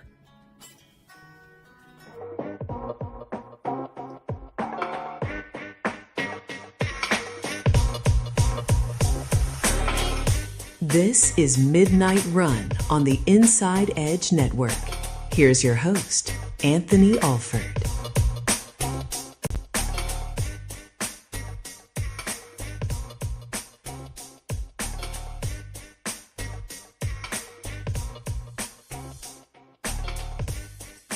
All right, welcome back to the show. Eli, come on the screen here for me, buddy. I got to do something real quick. So during the commercial break, Yes. caught a bug. Okay. I have to flush it down the toilet. So tell people about the network. I sure will. All right, I'm going to go ahead and give W the mute while he takes care of business. Hello, everybody out there. Inside Edge Network. If you are a small business or a business in Ohio or maybe even out of the state, we'd love to help you promote your business with the Inside Edge Network. Reach out to AA. You see his handle right there, Anthony Alford 92. I'm Matt, the man they call Moon. Reach out. We'll talk to you and see how we can help you out there. If you're a fan of the network, make sure you like, subscribe, follow at Inside Edge Net across all of the social media platforms. That's YouTube, X, Facebook, Instagram, TikTok, Twitch, everything there. Smash that notification bell. InsideEdgeNetwork.com. I know you saw it pop up there for just a moment at the beginning of the show. Make sure you grab that for the personalities, for the partners. We couldn't do without them. And grab something cool at the shop and like Double A mentioned earlier on, download the Inside Edge Network app on Roku. Back to Double A Anthony Alford. No, so and Eli, stay with me here for a couple seconds. So here's the deal. All right, when you catch a bug, I know you're supposed to take it outside, but is that true? If you catch it and it's alive still. If it's alive, Yeah. you're supposed to take it outside. Okay. But that's if you live like in a home and you could just walk out the front door. There's too many obstacles and stuff. And then if it's moving, nah, you got to, no, we go sprint to the bathroom. We go take care of business and boom. Yeah, you can't mess around with that. I mean, I guess that's proper etiquette. Like, but most times if I see like a fly or something, it's war. Like, I hope that fly is ready to go to war because you shouldn't be in the house. There's you shouldn't be here. So much earth to roam, and you chose this house? Yeah. You chose you're picking my studio? During Midnight Run, you're going to interrupt Midnight Run. Are you crazy? If you got to make me actually run during this show, which I just had to do, you go get flushed down the toilet. Yeah, I got a confession to make since we were talking about commercial break stuff. So I come back from I was grabbing a drink because not like an alcoholic drink. I don't drink, but I was grabbing some milk, which probably will haunt me in the morning because I'm drinking milk at almost 1 a.m. But I went and grabbed that. I come back and I see that you're not there either. I'm like, oh no, I kid you not, fans. I kid you not. I texted Eli. I'm like, play another spot. It's sent while my music was playing. So sure did. I was like, I don't know what to do. I guess we're back. Yeah. No, but I mean, my goodness, bro. The stuff that happens during the breaks, I'll tell you. They're legendary. They're legendary. Oh man, I brought you we're short of time here, but is there a part of you that would accept LeBron playing for the Warriors? I know I have to accept it at some point. I'm not going to say I'm going to boycott their games. I'm going to watch. I'm going to be intrigued by what they're doing, but I'm not going to like what I'm seeing. And it's just, honestly, I think this would be worse than him joining Miami. I think this would be worse. Yeah, I think, for one, I would just kind of have to emotionally detach myself from any feelings. I was getting excited about LeBron coming back to Cleveland. It feels like with every move and every domino that happens in the NBA, that's kind of where is LeBron going back to Cleveland? Hey, Jaylen Brown now swung back in Golden State's favor, or other teams, even Philly. And so I don't know, W. I would just kind of detach a little bit from it. But I think there's a conversation. We don't, like you said, we don't have enough time right now. But a conversation about LeBron's legacy and a conversation about Steph Curry's legacy. I know he hasn't left anywhere, but he's had the most ideal teammates pretty much his whole career in Golden State, except for like maybe the first couple of years. And even then he had Monte Ellis, who wasn't a scrub. He just isn't Kevin Durant or LeBron James. But just that's how I would feel. I mean, prime Klay Thompson. I know people sleep on Klay Thompson now, and his dating life, that's another story. But prime Klay Thompson was the real deal. Yeah, 1,000%. Yeah, I mean, Klay Thompson, Kevin Durant, Draymond Green's, I know he's annoying, he gets on everybody's nerves, but he is somebody that is a talented player who'll go down in the Hall of Fame. He's going to be a Hall of Famer. Like, that's something I think NBA fans have to eventually accept. And then if he gets LeBron James, it's Steph Curry's had it made. I mean, granted, he's done it too. I mean, he's led these teams. He's the best shooter ever in NBA history. But conversation to be had about, like, man, dude, like, it just, I don't know. That's we don't have enough time. And again, one thing, and then we'll move on because the story we're going to talk about next, we are both very excited to get into. Yeah. But if you're just tuning in, if LeBron doesn't come to Cleveland, cool, that's fine. That's fine. And again, Kyle did a great breakdown of how he would fit in Miami, how he fit in San Antonio, but that won't happen. But if he goes to Miami, or he goes to any of these other teams, even Philadelphia, Denver, some of these other teams, cool. I'll watch from afar. I won't have like a rooting interest, but I'll watch from afar and see what happens. Yeah. But Golden State's the one that can't. All right. Yeah. We move on to something I'm very excited about. To set this up, Cameron Justice of News 5 is going to tell you what's going on here. This is Mason O'Run. Go ahead, Eli. To have a world championship boxing match in Cleveland, Ohio, that's not something that you come across often. This weekend is a dream come true for reigning WBO lightweight champion Abdullah Mason. Everything lined up just to where, right after I won the championship, this is my first fight back, and it's in my hometown. So this is going to be the first time I'm fighting officially in Cleveland, Ohio, and I also have two of my brothers on the card, so I'm excited for it. And a dream come true for his brothers, Abdurrahman and Ibrahim. I'm excited. It's going to be my third fight, first one on TV, so gotta show out, do my thing. It's gonna be a first time experience, but I'm excited for it. I can't wait to put on the show. So as the Mason brothers take the ring and Abdullah defends his world championship in his own backyard, the fight is expected to be a must-see event. Expect fireworks. It's gonna be an exciting night. Everybody show up for the real fireworks. It's gonna be at the Wolstein July 4th. Make sure you're there. And also one full of gratitude. It's bringing everything back. It's like a full circle. They supporting us. Cleveland been supporting us for the past 10 years, so we bringing it back, and we supporting Cleveland. I'm gonna just be grateful enough to be able to represent my city and be able to put on for them, make an exciting event. I'm just grateful for it. In Cleveland, Cameron Justice, News 5. And again, shout out to Cameron Justice of News 5 here locally in Cleveland for the story. Great story. Check it out on their website as well. But Abdullah Mason, he's 22 years old. He is a beast. Eli, he is a beast.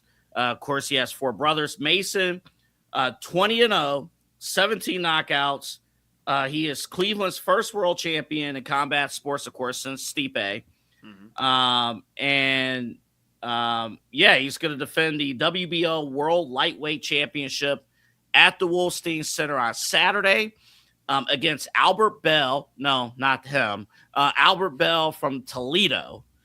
Without the E at the end of Bell. It's going to be at the Wolstein Center on Saturday. Tickets start at $59 if you want to attend on July 4th. If not, TNT, DAZN, they will have the fight live. They'll have all those fights live this Saturday. This is pretty effing cool, man. I remember watching him a few times since he's turned pro, Eli, and he is the real deal. Obviously, he comes from a great family, and, we're known for great boxers. We're kind of a hub in terms of combat sports in general, Eli. And this, I'm very excited to see him showcased. Again, I'm going to be, it's going to be fireworks and stuff, but even if you're out and about, find a way to DVR, tape this, and support this young man. This is going to be a lot of fun.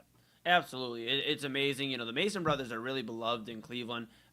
Artists on the music side, are real connected with him and show a lot of love. You see even on the community creator side, a lot of people showing love. Cleveland's just stepping out for Abdullah Mason. He's very loved here in Cleveland, so to have him defending his title, very cool. Tiger Johnson also on the card. He is out of Cleveland, Ohio as well. He's 27, so he'll be, 28 next month. 28 next month. So he's still in his, prime as well. He's going to be doing his thing. He's excited. He's a welterweight. So you got a bunch of Cleveland guys on this card there. You see it, main event world lightweight champion Abdullah Mason versus Albert Bell.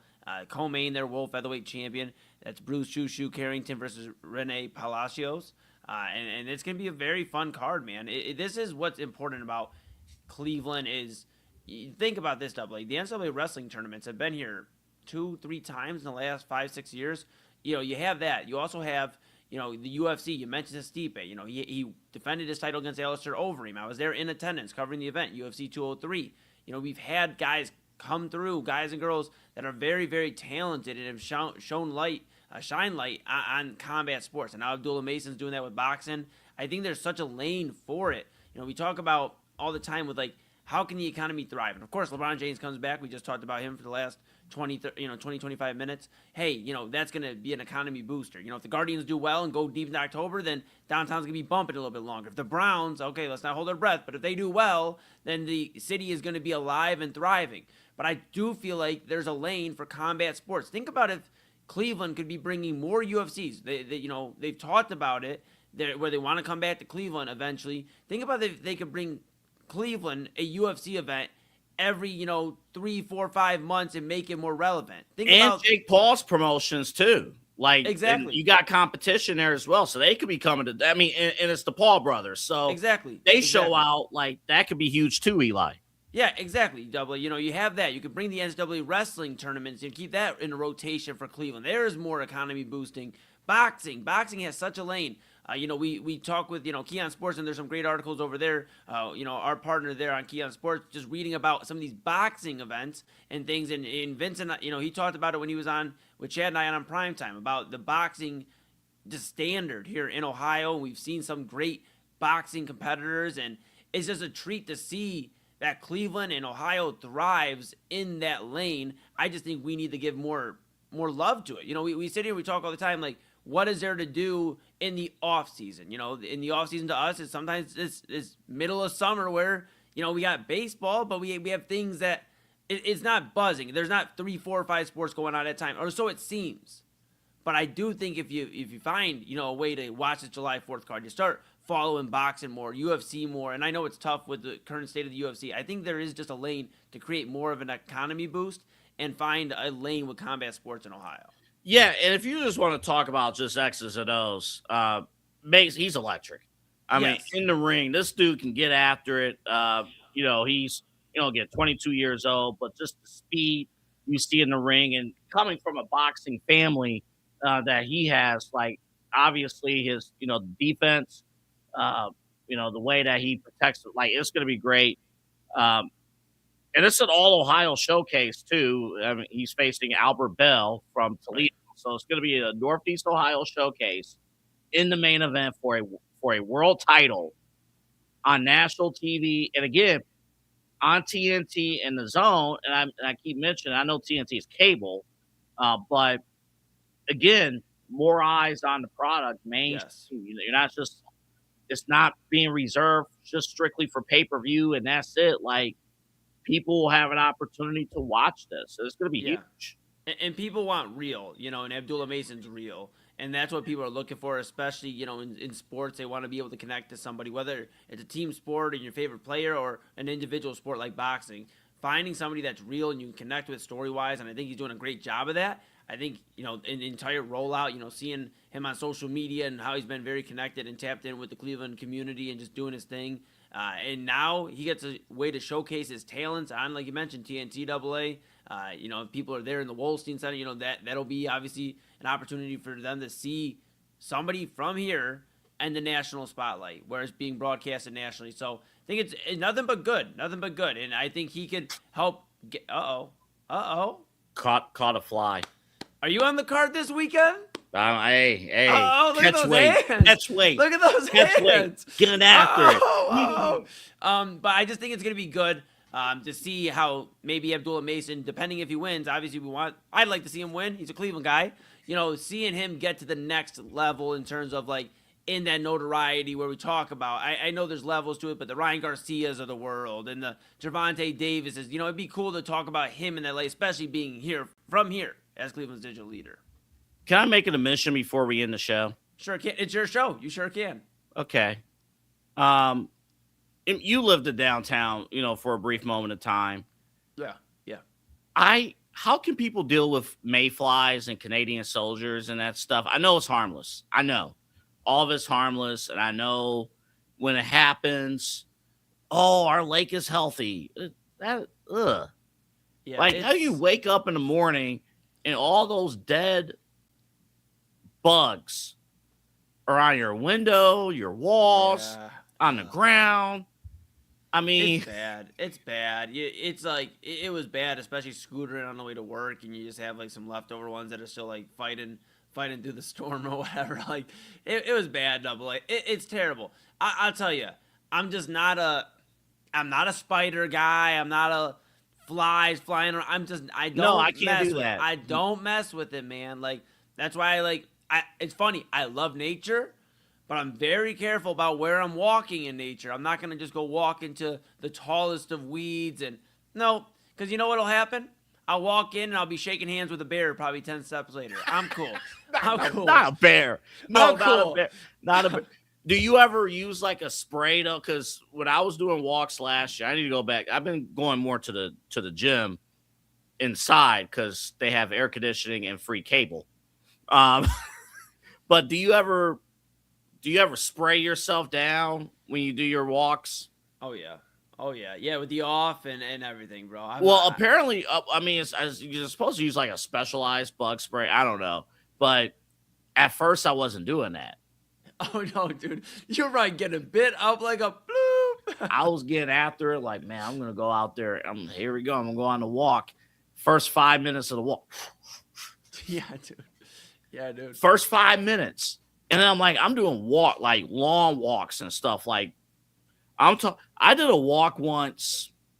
I know there might be somebody watching who does like a full marathon. I'm not at that level. Yeah. Don't come at me. We're working on it. In my mind, I'm working on it. Yeah, the midnight run will become the midnight marathon. Yeah, midnight miracle. I once did a 10-mile walk. Yeah. In humidity. Ooh. I mean, it wasn't like whatever the hell this is today, but like in humidity. Like it was 80 something, but like just muggy. Yeah. And I did it. It was a 10-mile walk, but I didn't know about the bug spray. So I'm doing the walk or whatever. Oh no. I got more work in my shoulders. Yeah, you sure did. Dude, I get it. I mean, you're talking about like, I know we're pretty much not even up against it. We are overtime. We're in the overrun. But I will say this. My last thing is, I used to do the 1600 when I did track.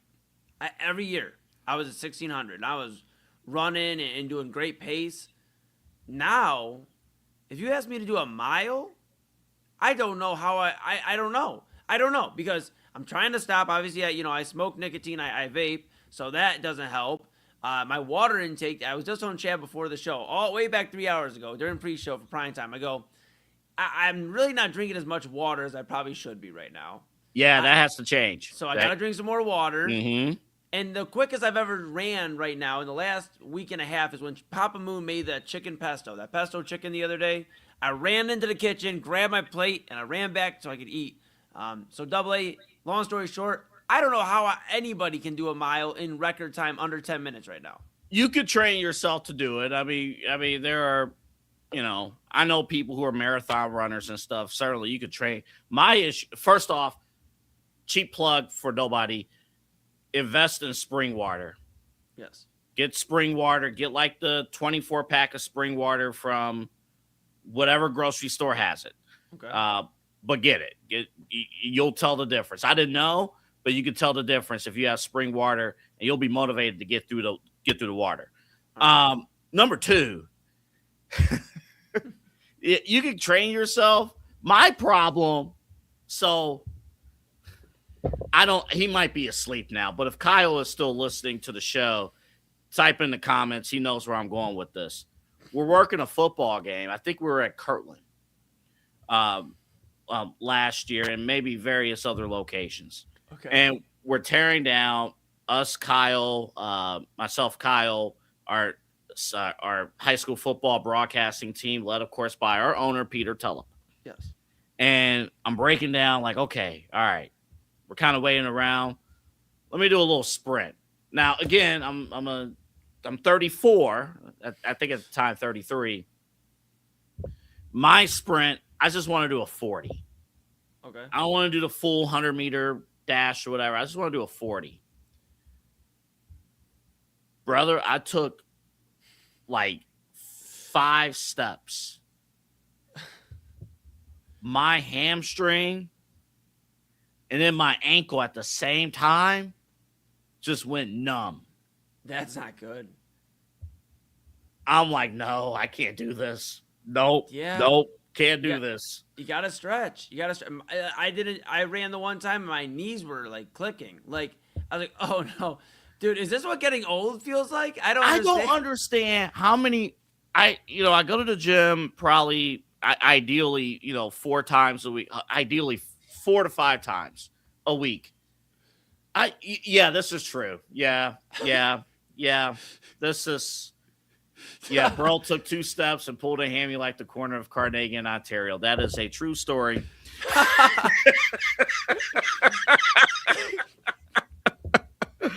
I can't dispute it. That is a true story. I tried to do it again at church, and the same thing happened. You gotta start stretching before you just no. You can't spontaneous run. At the gym, I stretch all the time before and after my workouts at the gym. Right. I'm amazed at how many, and I'm just like, people get through they get through a workout, no problem. They don't stretch. Like they check in, they go right to the machine. Yeah. I mean, and I'm talking like regular. I'm not talking about like, people who just, they're showing up for the first. I'm talking about regulars who just scan in, and get right to it. I'm like, I got like a whole stretch routine. And then you got to also stretch before you go home. Yeah. Yeah, that happened too. Is it inappropriate to go to church with sandals? I mean, I don't think I'm allowed to tell you what's appropriate and not appropriate for church in terms of attire. I wore a t-shirt, I think, last time we went a few Sundays ago. I think it was in t-shirt and shorts. So I but you wore like a button down. I did. was in like a polo. Jake's in a polo. I think Omar was in a polo. I'm in a I'm in a Dolly Parton shirt and shorts. So I don't know. Yeah, that's Look, right. You were. As long as you come with your heart in the right spot and your mind in the right spot. It was. No, the time that I showed up with sandals, I think Jake was wearing a full suit and tie. Kyle was, I forgot what he wore, but he was professional looking, casual. And because Did you have the Ja Rule glasses on? No, not this time. Okay. No, not this time. But it was just, I didn't know. I mean, it was just, I didn't know. But the toes were out. Nobody else sat in my row. I mean, they didn't notice. That's fair. Just don't wear it. Just be careful. I will say this. Be careful wearing sandals around fireworks. Like if you're going out to see some fireworks this weekend, if you're going to be close, just be careful because, they fall back sometimes and, don't want to lose a toe. Don't want to Jason Pierre-Paul that. That's actually a good point because I was straight up going to go watch fireworks this weekend in sandals. Don't do it. I mean, you can. I mean, but like, we're going to be kind of far away. I mean, but it's still same deal. Safety, man. Safety. You like closed-toed shoes. You're not really allowed to, there's certain situations where, sandals aren't the move. It's funny you bring up sandals. Papa Moon was like, yo, I should get you, let's get some sandals. And I was like, I'll wear sandals once or twice a year. And then they'll just sit and collect dust. Not a sandals guy. Gotta have sandals. For road trips, gotta have them. Yeah. At least if you're driving on your own, gotta have them. That's fair. I'll give it to you. I made a mistake when I drove to Chicago. When I went to Chicago, I forgot my sandals here. Yeah. And like by the third hour of the trip, my feet, I'm like, dog. Oh, man. Dog. Because I had to. It's so weird. Like when you solo travel, you almost stop. You have to stop at the rest stops. Yeah. Just for your own distraction. Yeah. Break it up. Absolutely. No, I'm with it. I'm like, we're here somewhere in the middle of Indiana. And you look at the prices for stuff. Oh my Lord. Oh yeah. Shout out to anybody. Also, I saw a story out of LAX. Anybody who pays $27 for a Whopper. 27. Wait, 20. Yeah. Yeah. I didn't think it didn't like click until like you said the whole cheapest. statement. The cheapest item I think was a single Whopper for $22. LAX airport, bro. That's why when I fly, and I know everybody looks at me like I'm crazy, I don't eat except for like the little snacks they give you for free on the airline, or, like on the actual plane. Like that's it. Maybe Dunkin', because I gotta have my coffee. Maybe a little bit of Dunkin'. Maybe they do that $5 lunch deal now where you get the sandwich and the hash browns and the coffee. Maybe that, but $22. Get out of here. AA. All right, let's send this home before somebody on our airwaves say that Caitlin Clark should be kicked out of the WNBA. That would be crazy. That was one of the. Kyle's right. That was the dumbest comment I've ever heard from any sports media What? What? Yeah. Hey, Michael Jordan's successful. We don't need him anymore. Yeah. Hey, LeBron, you helped create the 2000s. You gotta get out of here. Patrick Mahomes, I know you're the top quarterback in the league, and you kind of changed the way that quarterbacking is played here in the NFL. We don't need you. Goodbye. Shohei Ohtani, you've been amazing, a two-way player. You've changed the dynamic of baseball. Get out of this league, bro. And the worst thing, so when Kyle played the clip from, I guess, our competitor, we're not going to mention him, but played the clip, and he and the gentleman in the clip mentioned the names. I'm listening to the show. I'm like, every name, maybe except for a couple, right. Asia Wilson, a couple others. I'm like, I can't even picture their faces. Like, you do word association, like you mentioned names, you can see their face. Yep. I'm like, I can't even picture their faces. When he was like, oh yeah, you don't need Caitlin Clark. You got this player, that player, this player, that player, that player, that player. I'm like, I'm not a bad sports fan, but I don't know these people. I mean, if you put it on the TV and I watch, okay, boom, that's who they are. But I don't know them. I mean, the WNBA has done a really bad job of promoting their stars, which speaks even more volumes because they haven't promoted Caitlin Clark, and she's still transcended into the pop culture world of things. Honestly, the people who covered the WNBA is failing the WNBA too. Yes. Because it shouldn't have to be you lean extreme. The WNBA is almost covered, and Caitlin Clark, they're almost covered like it's cable news. Yeah. Either you are pro, far Caitlin Clark, or you're far anti Caitlin Clark. Right. And there's no middle. There's no in between with Caitlin Clark coverage, and it's stupid.